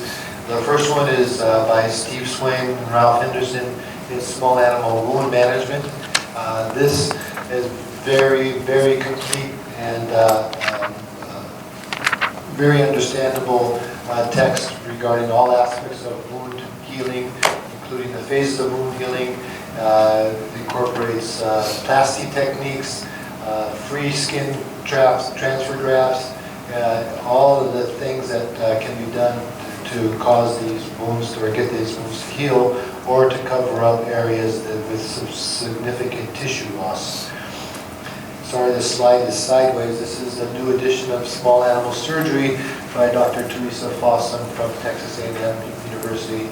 Again, very comprehensive text. Goes through a lot of aspects of small animal surgery of all types, including some orthopedic. A number of authors, very well-respected authors in the field, contribute to this textbook. This one gets used quite a bit. And then the other one is Dr. Slatter's textbook of small animal surgery. This is one that if you're doing a surgical residency, you're probably going to be reading this book from front to finish. It's a 2-volume textbook. This is in the same way as Dr. Fossum's book. Incorporates a lot of techniques that are used in small animal surgery. Tends to be more informative as far as the pathophysiology and a lot of information on this that maybe you don't need as a private practitioner, but if you needed something to refer to, it is a good text. If I had to, I would stick with this one and that one as far as support in my library. So we can move on to some orthopedics. 整形ですね。Your instrumentation going to be very important with orthopedic surgery as opposed to soft tissue surgery where a lot of things can be done with a forceps, scissors, and scalpel blade. You do need a lot more instruments as far as bone owning forceps, various retractors. The orthopedic repair techniques that I use encompass pins and wiring, plates and plating and screwing, and external skeletal fixation. This tool and this one are both periosteal elevators. This is an ASIF elevator. Of course, the cutting surface, and these tend to be very sharp, and you do want to keep these sharp, so you got to use them carefully. Cutting surfaces here. The periosteal elevators are used for a subperiosteal dissection around the bones. If you are dissecting a bone in the subperiosteal fashion, meaning that you're lifting the periosteum off of the bone, you're much less likely to damage vascular or neurological structures that are supplying the overlying muscles. This next one, I did mention this earlier on, is a freer elevator. So this is about the size of a pencil. It's small. We have some autoclave tape here indicating that this is the sharpened end, and this is a blunt end, which can be used as a retractor or as a blunt probe. The reason I like this one is because the cutting surface, the sharp surface, is very small, and I can control it much easier, especially when I'm dealing with the very small dogs and cats. These are sharp rakes, little finger rakes. They're like 2-3 inches long with a hole for your fingers. This is what my assistants in orthopedic surgery is using in order to retract the muscle bellies away from the bone. These are sharp points, which is good for retracting muscle because a sharp point engages the muscle, doesn't let it slip. They do come as a blunt form too, which can be helpful if you are really concerned about the sharpness of the nature in the tissues that it's holding. The blunt ones, of course, being blunt, if you use it to retract muscle, tend to slip out a lot because there's nothing for it to grab onto without the point. These are rongeurs. These are double action rongeurs, so because of the two pivot point, the two fulcrums, very mechanically advantageous to use, less hand strain. Using these to remove bone typically. These are staghorn forceps. These are small staghorns, so they're approximately 5 to 6 centimeters in length with a staghorn tip with a very sharp tip to provide point reduction of fragments when I'm rebuilding the bone. It's also a very small tip, so it allows the passage of wire around it without the instrument impeding the use of the orthopedic wire. Very good for interfragmentary compression before you place your stabilizing material. These are another form of reduction forceps, again with a sharp tip. This is the speed lock though, so once you engage and you place this where you want it to be, then you slide this on a threaded screw and you just rotate that until it holds on to or provides the tension to hold it on. These are bigger than the staghorn forceps, so these are used for the larger dogs in their fracture repair, again for reduction and alignment of the fragments. These are current bone holding forceps. These are ones that I use when I'm actually in the process of actually reducing the two main fragments of the fracture. They're very easy to use, very strong. This bar flips up so that you can place the jaws onto the bone, and then once you've got the jaws placed, the bars flip down, and these ratchets work like the box lock on your hemostats as far as maintaining the grip on the bone. They're big and they're very handy, and very strong, so you can place one of these on either side of the fracture, and gives you a lot of mechanical advantage as far as manipulating those bones. I always have an assistant for most of my fracture repair because they need to retract the muscle and kind of hold the limb while I try to get things back together. This may look like a needle holder, but it's actually my wire twister. The jaws of this are a lot thicker than my regular needle driver. And I use this for twisting my cerclage wire. It's important when you're using cerclage wire to place your twists correctly. So you're going to dissect around the bone so that you can place the wire. Once you get it around, you're going to use your hands for the first initial couple of twists such that each wire is twisting around the other. And then once you got your first couple of twists, then you will attach this to the twisted portion and you're going to complete your twisting of the wire with that. It's important when you're doing that to actually pull away from the bone with some pretty good pressure. As you do that, that allows the wires to twist upon each other versus one wire being straight and the other wire twisting around it. That's not going to be as mechanically sound. So when you're using these, you always want to place some traction on it as you're twisting at the same time. So, Dr. Dan, is it something special inside section? There's in the top. There's a titanium insert there. Yeah. Like what is the design of the inside the section? Inside. It's a little bit scored on the inside for gripping power. Just has a small ridges. But it's exactly the same as a needle holder. Okay, it's got bigger. 全く looks like 発信機と同じ。Yeah.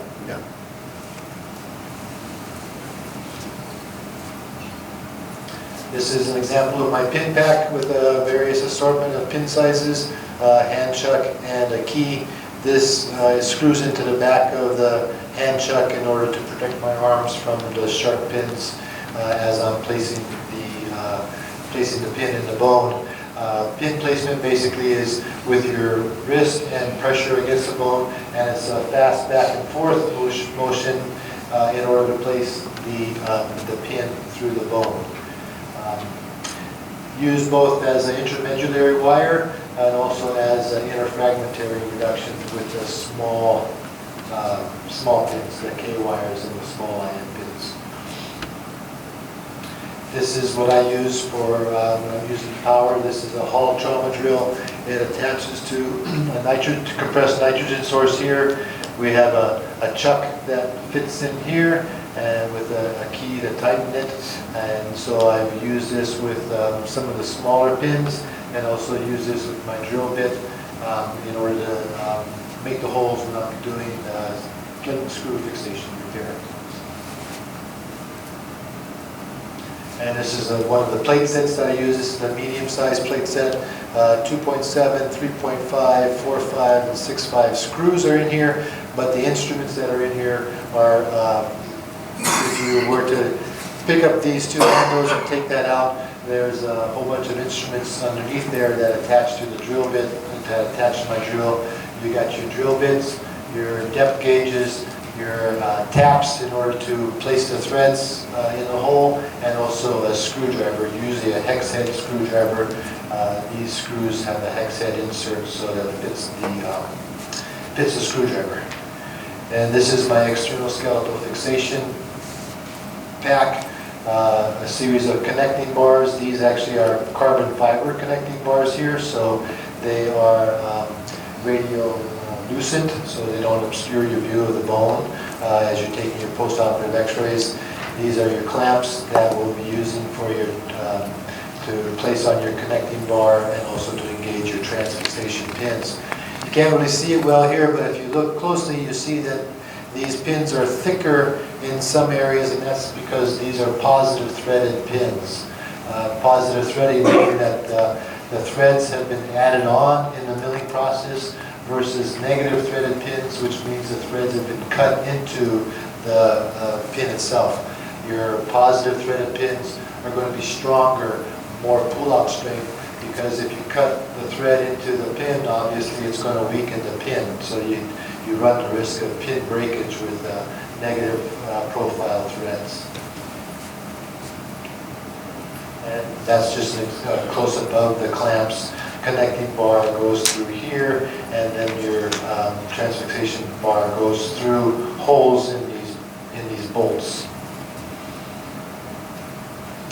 Okay, so patella luxation. Dr. Honma told me that the most popular breed now is the miniature poodle here in Japan, or at least one of the most popular ones.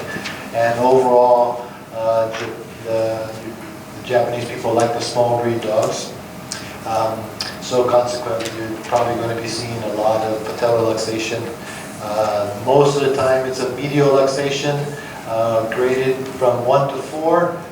Grade 1 patella luxation is your dog that occasionally the kneecap pops out, but spontaneously reduces, and he's on his way, no problem.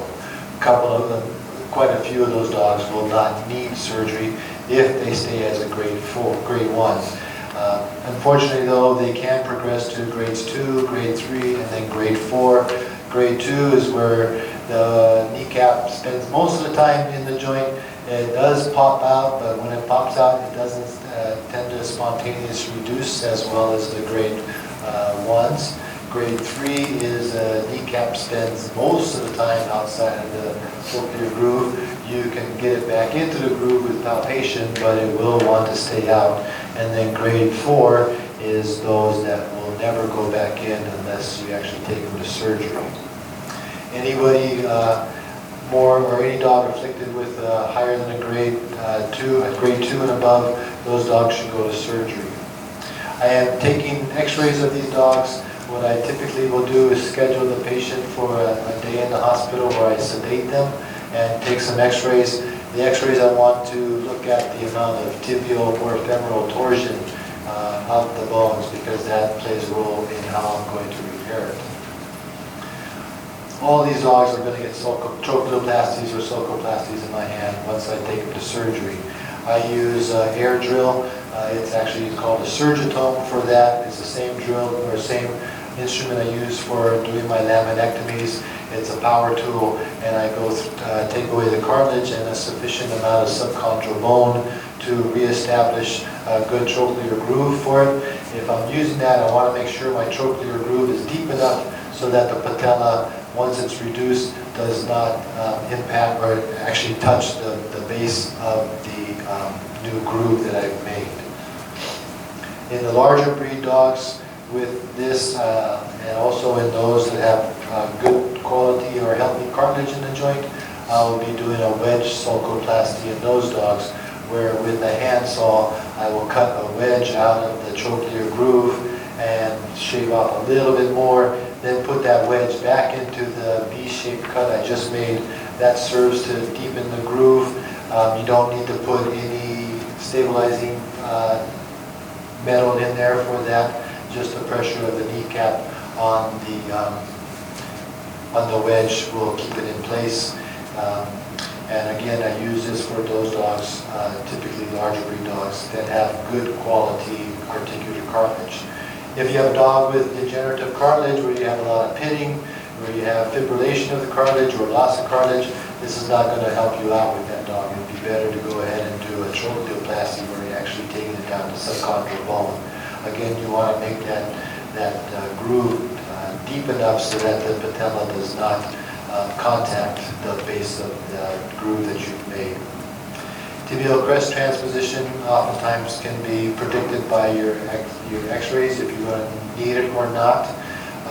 When I do these surgeries, I have the animal laying on its back at the end of the table with just the leg that I'm working on exposed in a sterile fashion, so that I can look down the shaft of well, actually looking down from the tibial crest through the joint, down the shaft of the femur to the hip. I want to make sure I reestablish that straight line that the quadriceps muscles will follow with the patella to the tibial crest. If, after I made that groove deeper, and I find that with internal rotation of the knee joint, the patella still pops out, then I will be doing a tibial crest transposition. I will use an osteotome and mallet to partially detach the tibial crest, shift it to more lateral location, scarify the bone a bit underneath that, and then stabilize that with a single iron pin. Once I've gotten the trochleoplasty done, but before I do the tibial crest transposition, I'll go ahead and do a soft tissue imbrication. I'll remove a portion of the joint capsule, suture that closed, then I'll remove a certain portion of the external fascia or the retinaculum, and then suture that closed. I try to keep the joint capsule separate from the retinaculum. In grade 1s, patellar, some of the grade 2 patellar luxations, that along with the trochleoplasty may be all you need to do to keep this kneecap in place. If you have significant femoral or tibial torsion, those techniques are not going to be sufficient. You may actually have to do either a femoral osteotomy or a tibial osteotomy to reestablish a straight bone. And again, you want to basically make the quadriceps muscle from the hip go down, attach the knee, and go right to the patellar crest in a straight fashion. Aftercare, 2 weeks of pretty strict confinement, no running, no jumping, no stairs. I see them in 10 to 14 days for the suture removal if the animal is doing well. Most of the time they're willing to put weight on the leg. At this point in time they may not be fully weight bearing, but they oftentimes are willing to put weight on the leg. I will palpate, make sure my patella is still maintaining reduction, and if they're doing as well as that, then I start to have the owners take them on longer walks. I expect them to be fully weight bearing and doing actually quite well 6 to 8 weeks after the surgery.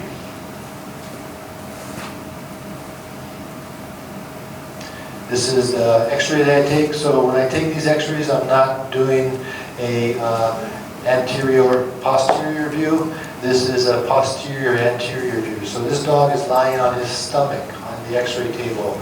And これ前の電気だけ消せれる？田辺君。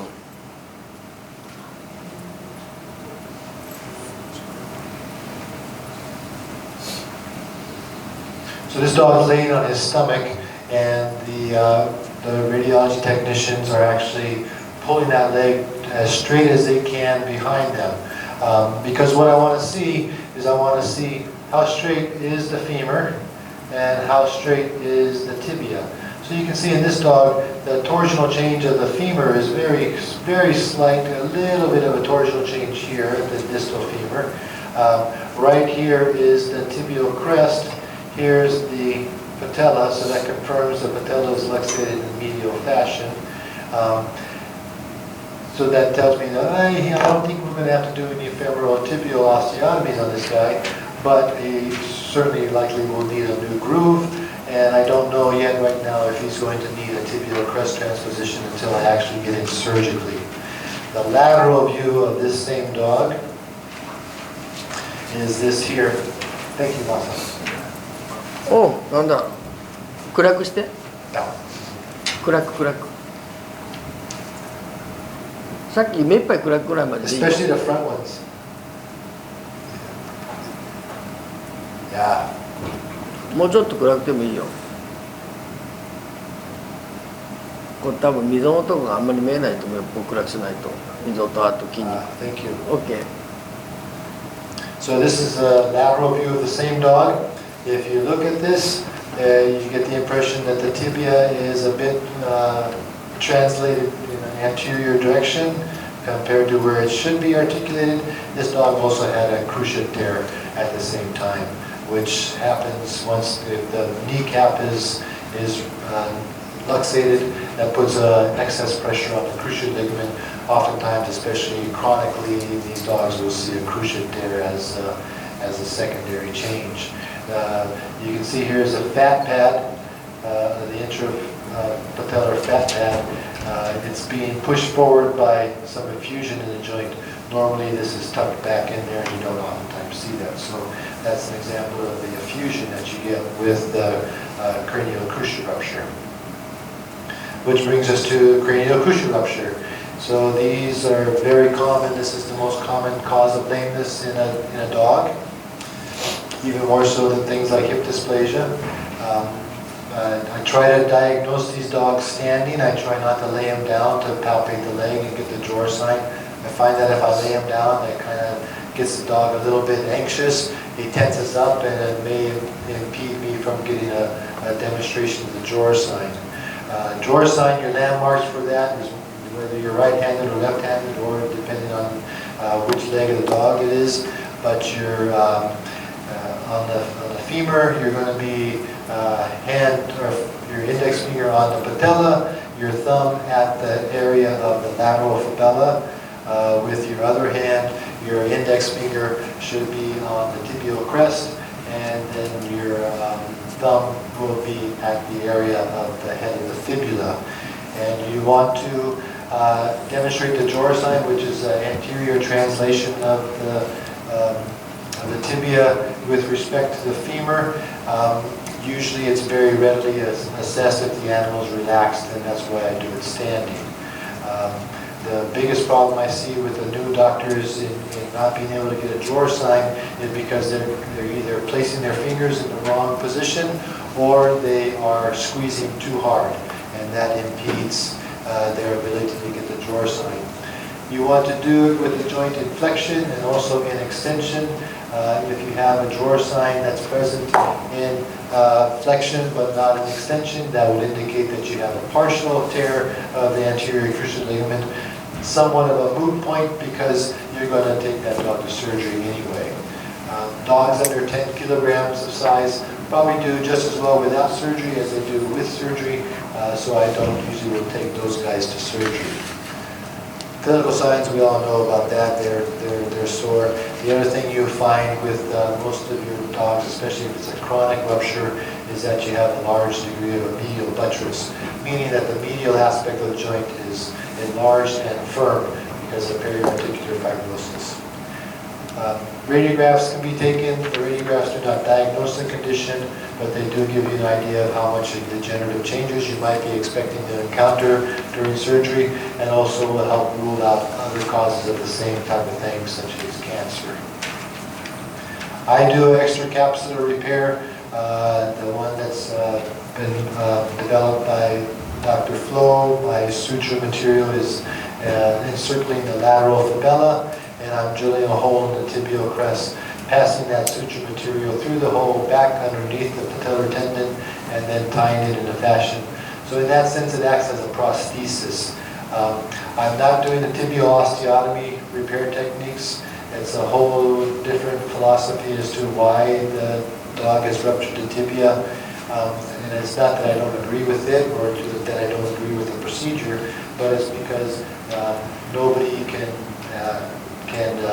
with 100% certainty demonstrate that either of these procedures are any better than any other. So I stick with the extracapsular technique. It's effective in my hands, and it's not nearly as expensive as the tibial osteotomy techniques, such as your tibial plateau leveling osteotomy or the tibial tuberosity advancement. During surgery, you always want to check the meniscus, make sure you not have the concurrent meniscal damage. If you do have damage to the medial meniscus, you do need to remove that damaged portion. Osteophytes are always seen in here at varying degrees. Most of them are along the non-articular aspect of the trochlear ridges. The only time I remove osteophytes is if I find them at the top of the trochlear groove where they impact upon the sliding of the patella. And just as in with the medial patelloflexation, as I'm exiting the joint, I will imbricate the lateral retinaculum to provide a bit more tightness on the lateral side. Aftercare, these dogs are kept in as strict as confinement as the owner possibly can for 6 to 8 weeks. So that means no running, no jumping, no stairs, short leash walks to do the dog's business, and then back into the confined area. I see them at 2 weeks for the suture removal. I see them about 5 to 6 weeks for another recheck. And if they're doing well enough, I'll allow the owner to start taking them on some walks, depending on how well they're doing. If they're doing good at that time too, and the dog is amenable to it, we'll start to do some swimming in their rehabilitation. I counsel the owners, and I want to make sure that they understand that for the next 5 to 6 months, this dog cannot be allowed to take off and run. We will increase the amount of exercise he's allowed to do towards the end of that 5 to 6 month period, but we want to make sure that it's in a controlled fashion so that everything heals and his long-term prognosis is good. I give them a good prognosis. The vast majority, 85–95%, are improved by the surgery, but I can never tell an owner that he's going to go back to 100% full athletic recovery. Quite a few do, but it's not something I can guarantee. This is a hold-on retractor, which is the instrument that I use to actually get a look at the meniscus. So this is where I'm holding it here. This little curved hook, I introduced that in the area of the cruciate ligament so that I can hook this on the caudal aspect of the tibia and then use it as a lever arm to bring the tibial plateau forward, and that gives me a better look at the meniscus. If I have to do a meniscectomy of any type, then I'll have an assistant come in with just a gloved hand to hold the retractor in place while I remove the meniscus with a sharp blade. These next 3 slides are the instruments that I use. This is the Securos system using 80-pound test nylon. I will place these sutures. If it's a dog 50 pounds or more, I will go ahead and use 2 suture lengths. And I place the suture ends through a crimp and then attach 2 more crimps to the ends of that line, and using crimping with the crimping tool, which looks like a pin cutter, and it actually is, but it has a little dished out area in the front which will put a crimp in that tube without cutting it or cutting the suture that's within it. And then I'll use this instrument, these attached to the line at the 2 crimps that I put in, and this is a ratcheting tool, and as I squeeze that together, these arms go further apart, and that tightens the suture material. Once it's tightened sufficiently, and I usually will tighten it until I can no longer get a drawer sign, then I'll use the crimper to put 3 crimps in that last remaining clamp. And I'll do that twice on the big dogs. Okay, fracture repair, this is the fun part of So- Yep.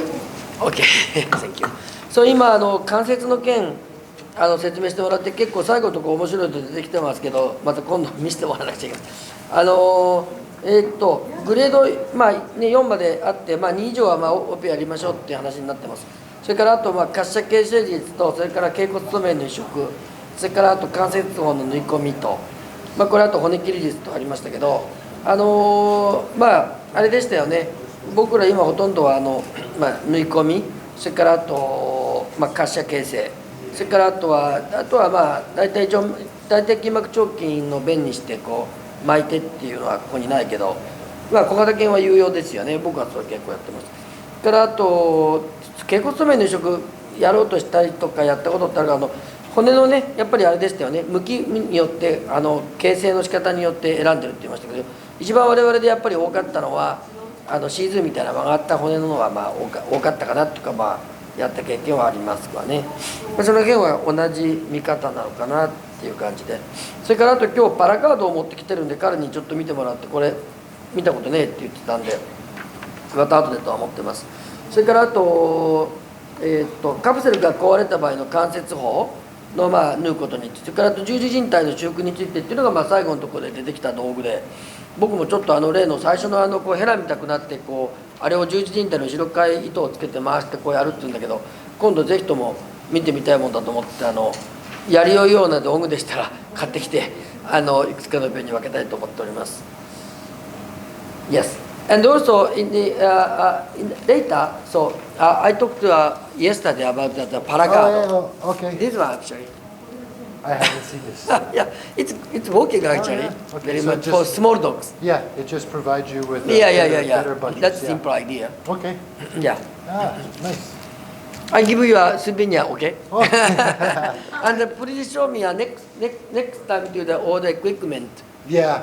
Yeah. To the in this capsule surgery. Yeah. Okay. Yeah. Yeah. Thank you. Okay. Okay, so fracture repair, sorry. So classification, description, you're going to classify it upon which bones involved, what type of fracture is it a simple two-piece fracture, is it common unit, and then you also describe the displacement in reference to which direction the distal fragment is going. Bone healing follows the same sequence of events as healing of any other tissue, except for the replacement of the macrophages by osteoclasts and osteoblasts in order to form bone. You're going to have a difference between primary bone healing and secondary bone healing. Secondary bone healing is what you're typically going to get with pin and wire fixation. That is accompanied by the formation of a relatively large callus that helps to stabilize the area. Primary bone healing you're typically going to get with plate and screw fixation and very strong external skeletal fixation apparatuses. That is bone healing that occurs without the accompaniment of a large degree of callus, and so that's the big difference between the two. Surgical technique, when you're doing orthopedics, you're going to need to have a very good idea of the anatomy of the area that you're using or that you're entering, and you're also going to have to use some three-dimensional thinking to understand where all these pieces go. Again, I mentioned some periosteal technique as far as exposure of the area is very important. Splitting and casting can still be used for these fractures, especially if you have a transverse fracture which is inherently stable. As long as you can get 50% reduction of the bone ends and a good splint, and as long as you have good compliance by the owner as far as limiting the activity of the animal, oftentimes you get very good healing with that. Nice thing about that is that you're not going in there and taking away the blood supply to these healing bones. But most of the time we're going to be taking them to surgery. We use anywhere from pin and wire techniques, plate and screws, external skeletal fixation, and I also put down femoral or tibial nails, which is a specialized IM pin with holes in the pin itself so that you can place some screws in the pin too, and that will provide your rotational stability that your IM pin is not able to provide.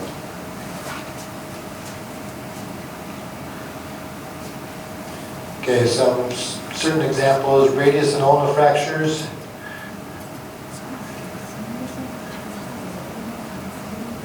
Just talk about this.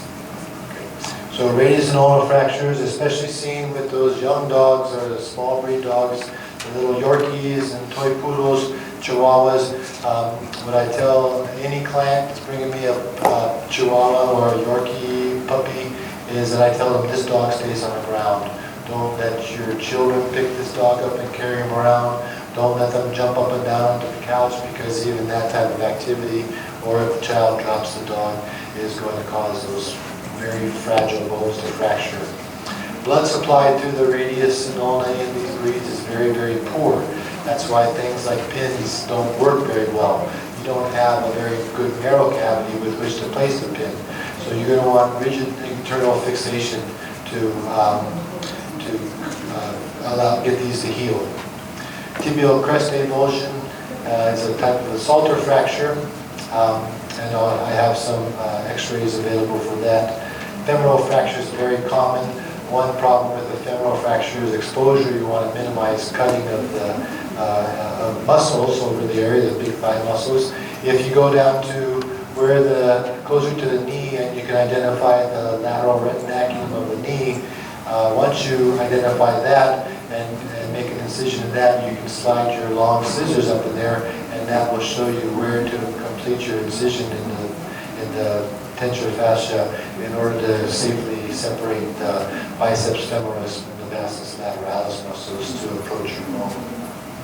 Pelvic fractures, we see these quite often, typically pretty significant trauma like being hit by a car. Not all of them need to be repaired. Indications for repair would be acetabular fractures, fractures of the iliac body through the weight-bearing axis of the bone, sacroiliac luxations, and any fracture that causes a significant compromise of the diameter of the pelvic canal. Salter fractures are fractures involving the physes and the groin bones. Be careful when you are doing surgery on these types of fractures. The juvenile bone is very, very fragile. You can shatter it very easily. And then when you're reducing these fractures, you want to make sure that you're not grinding one piece against the other. The germinal layer of cells is on your joint aspect of the physis, and you want to protect that germinal layer of cells so that the physis can continue to grow. You also don't want to place any of your hardware in there that's going to impact upon the growth of that physis. So typically a single or multiple IM pins driven at perpendicular to the physis will allow the bone to continue growing along the pin. If because of the fracture you do have to temporarily stop the growth of that physis, once the fracture is healed, typically in these dogs within 4 weeks you go back in and remove the hardware, so hopefully you can continue to grow. Jaw fractures, I just put this down because I try, when I have a jaw fracture, I try to do as much as I can with an intraoral technique versus actually approaching the bone. Very hard to accurately place pins and screws in a jaw, especially a mandible, without causing damage to the teeth.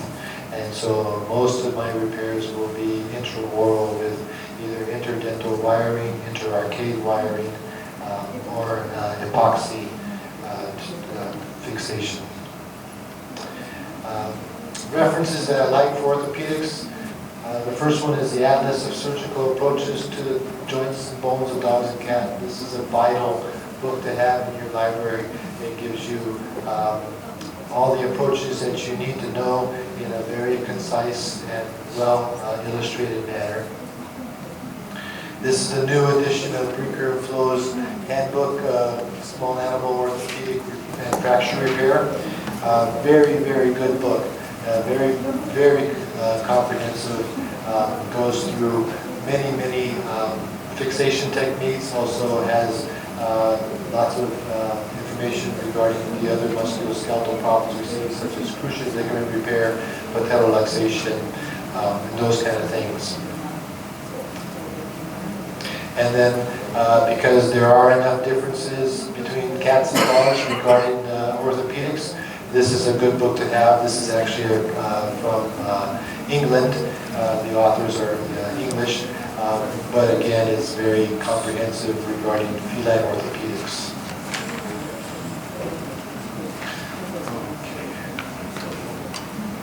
So 今骨の今骨外科大体これで説明から終わったわけですけど、中でもし分かったファイシスって言ってたのは診断線ですね、足のところの僕もちょっと分からなかったですけど、So if you have a chance, please explain again to about the physis. Or the Salter fractures? Yes, yes.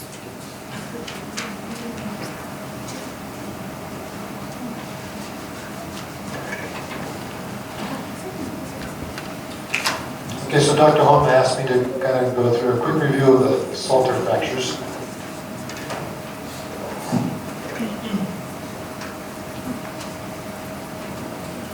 Okay, so these are all the ends of the bone.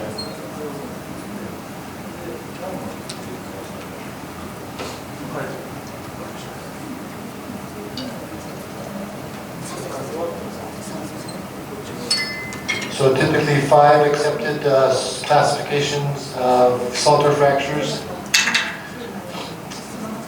Here's the physis on each of these bones.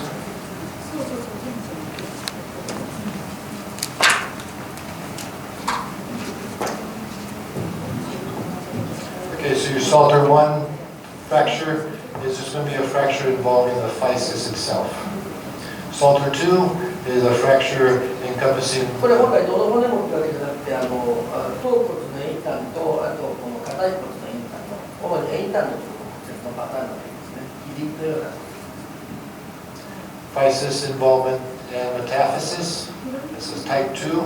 Type 3 is the physis and epiphysis, or and it entails the articular component. Type 4 is physis, metaphysis, and epiphysis, again articular. And then type Salter fracture 5 is a compression of the physis from forces generated in that direction. This is the most damaging to the physis. Compression of those germinal cells will cause them to cease growing. These other ones, prognosis is worse as you get higher in grade, simply because of the complexity of the fracture and also that you have articular component, which requires that you have accurate reduction of that. But these fractures of physis, fractures in just above at the non-mineralized zone, which is just above the germinal cells. And so even with these fractures, you still have viable germinal cells. And so if everything goes well, you still have growth of the limb. The reason we have a problem with the radius and ulna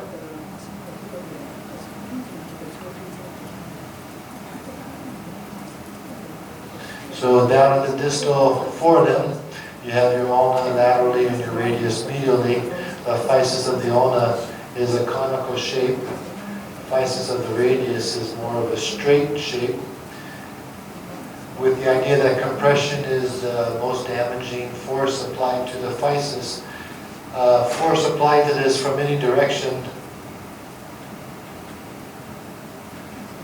that's encountered at the time the fracture was made. From any direction, there's going to be an area of the ulnar physis that's confronted with compression, and so that's more likely to damage the ulnar physis.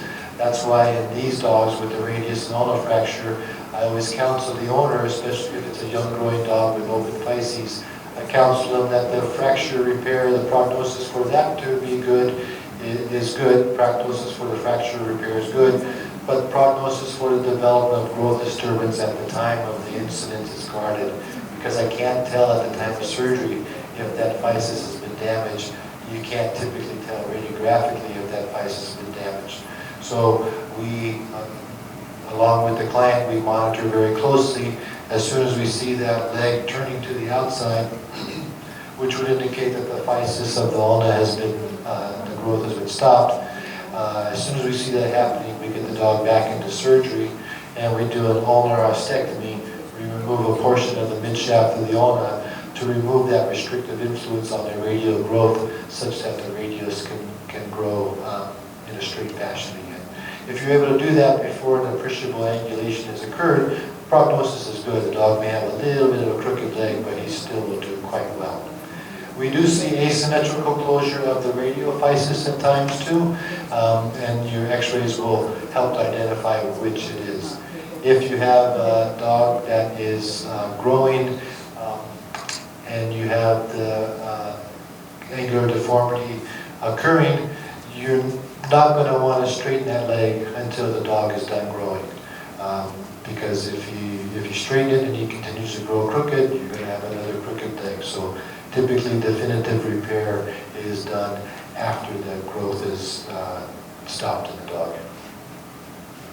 So Doctor, in this point, when usually it's 1 year, more than 1 year, young Age? one? Yes. Age. Small breed dogs, this physis usually closes between 7 and 9 months of age. It's a very important time. Yeah. As you get further along in that, even if you do have problems with the ulnar physis, it's not as clinically apparent. So it's in the very young dogs that we get really concerned about. Yeah. 大体でも生後7ヶ月から9ヶ月の間にこの成長点のところの成長線のところの骨端の問題はよく自然ひびというか、これ若い骨折とは違いますね。腸管骨の骨折じゃないので、こういう問題よくあるから見逃さないようにということですね。It's very watch it carefully, right? Very important to watch on the X-ray. Yeah. Because now digital X-ray can make a very exactly diagnosis. Right. Yeah. It's important to bring the client involved so that they can watch the dog as he's growing too, because you're not going to be looking at the dog every day. Okay, so just some examples, radiographs of some of the fracture repairs that we've done recently. So this is a he was 5-month-old border collie. This is the lateral view. Can't really see too much. Oh, where's my pointer?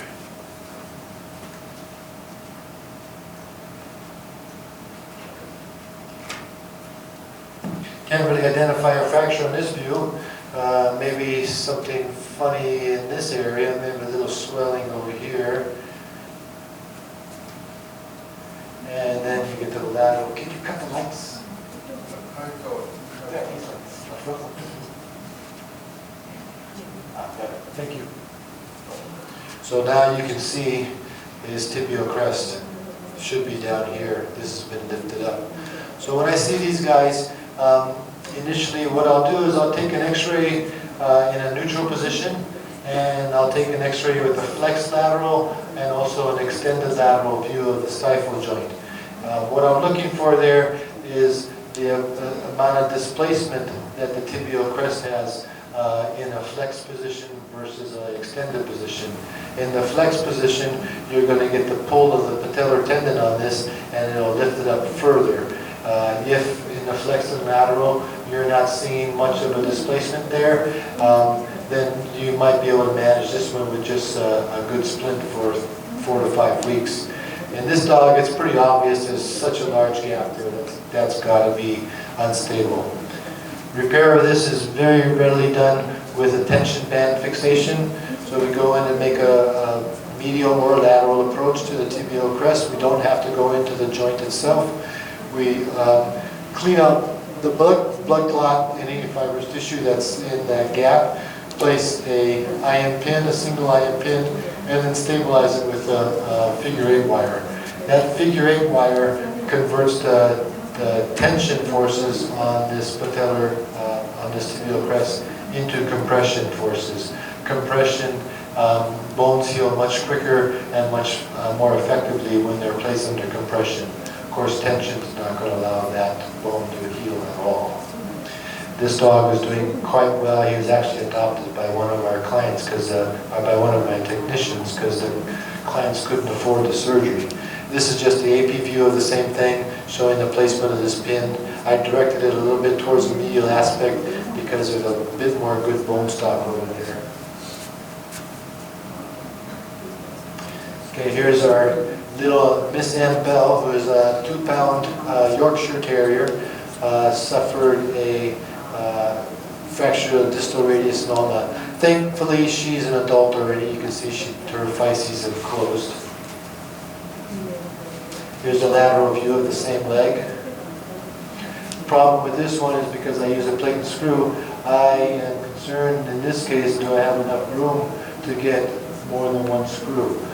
Whenever you use the plate and screw technique, you want to ideally have 6 cortices above and 6 cortices below the fracture line that's engaged by the screws, bare minimum of 2. But when I got into surgery, luckily we were able to place 2 screws below the fracture. So this is a 2.0 millimeter plate. These are 20 millimeter screws. So this is like we're trying to put toothpicks back together. It can be challenging just because they're so small. This plate will stay in for the rest of the dog's life. There's not very many indications to remove plates. Dr. Dan, how long keep in this plate? For the rest of her life. Okay. ずっと在日させるそうです。Indications for plate removal are only if you have infection occurring, and also if the animal moves to a place where there's snow or cold weather, because there's no soft tissue covering, and the plate will get cold and the leg will hurt because of that. So you take out the plate. Timing of removal, though, is very important. You don't want to take these plates out before 5 to 8 months after they've been placed, because these heal by primary bone healing. There's no callus there to help stabilize. Once you take the plate out, there's nothing left. So you want to wait that long in order to make sure the healing has been accomplished before you take the plate out. 再チャンスのなさのやっぱりリスクの部分をよく気をつけてやっていきたいっていうことと、もう一つはやっぱり冬とか気温が低くなってくるとやっぱり治りが悪いっていう傾向はあります。This is a young Rottweiler hit by a car. Obviously has a femoral fracture. You can see he has open physes, but everything looks good. This would be classified as a mid-shaft femoral fracture with proximal and displacement and some overriding. It's a long oblique fracture. Long oblique fractures lend themselves very well. This is the AP view. Lend themselves very well to pin and wire repair. So the wires are used to hold the 2 main fragments together. This is a oblique fracture. Rule of thumb for using pin and wire for oblique fractures is that the obliquity needs to be twice the length of the diameter of the bone. So this was a long oblique. These wires are sufficient to provide the rotational stability in that case, and then the IM pin is placed in a normal grade fashion from the hip down to provide the bending stability. If I was to criticize this repair, I would say I wished I would have gotten this pin a little bit further down into the shaft of the femur just to provide better distal purchase on that. And also this pin's a little bit small for the size of dog that I was working on. But I chose that because he's a young dog, and as long as he does well, he should heal very quickly. This is the AP view of the same leg. It looks like the pin is very short here, but that's simply because of the angle of the leg in relation to the X-ray beam itself. This is a dog who was hit by a car, eventually did make it back home to the owner. You can see multiple pelvic fractures, got an ischiatic tuberosity, avulsion fracture, ilial body fracture here, pubic and ischial fractures here.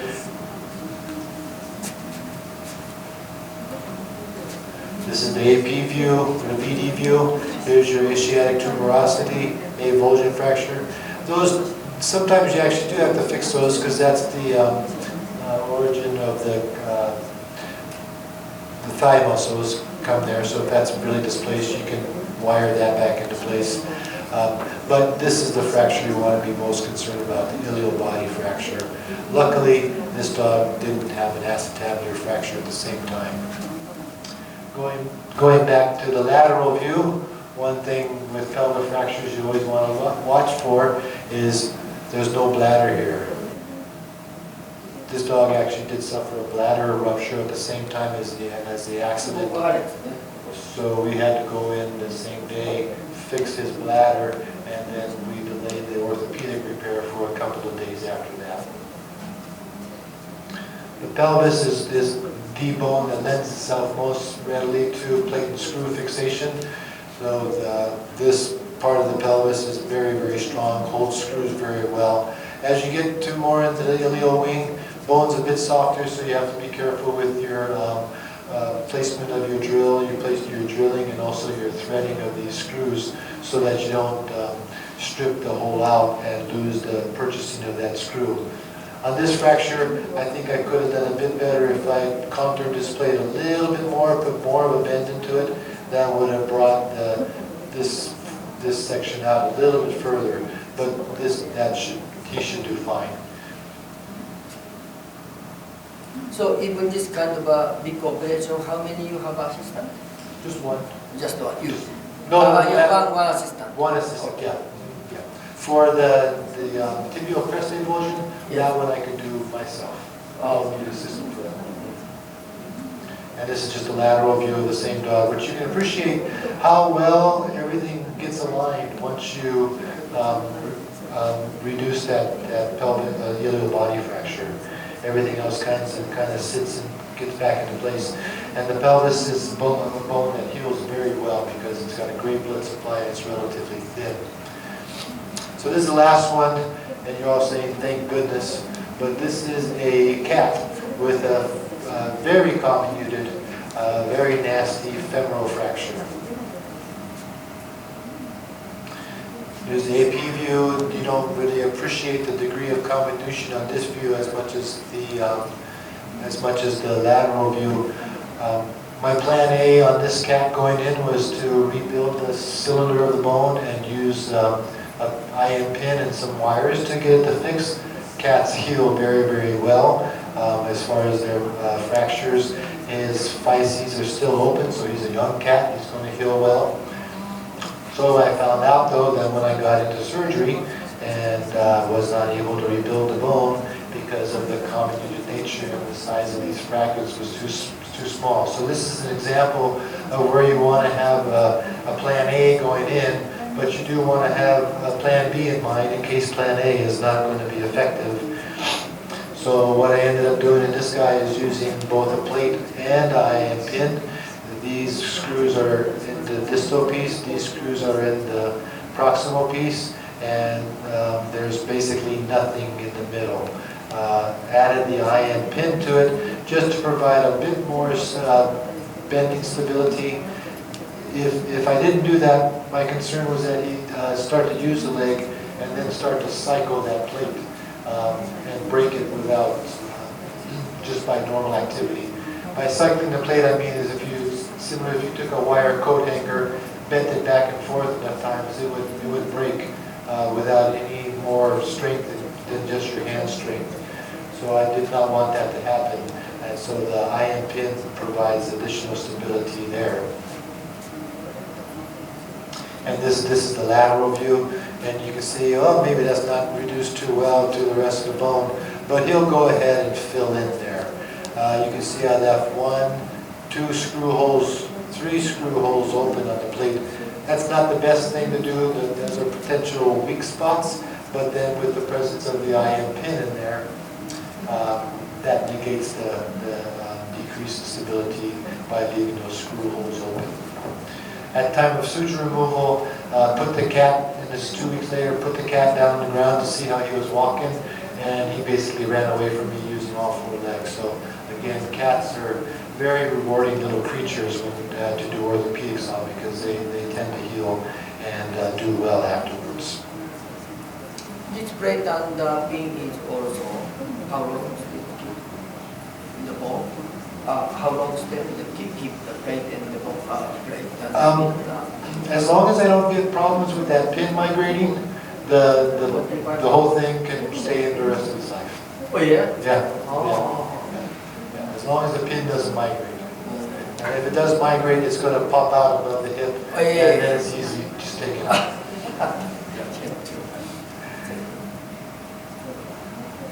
ありがとう。そうちょっとライトつけてくれる。ありがとうございました。気づいてみたら何人残ってるんだっていう感じになってて、まあそう、oh, almost gone. Sorry, because because actually they are so interested because we are the DVD. Okay, So and also only the vice president doctor only here. So, but we delivered all the yesterday and today our seminars DVD. And also, I am very interested in all these seminars contents. So maybe we can make a second version. We have a lot of homework this time. Then you can make next time to come. Your job is harder than mine because I just have to stand there and talk. Yeah. So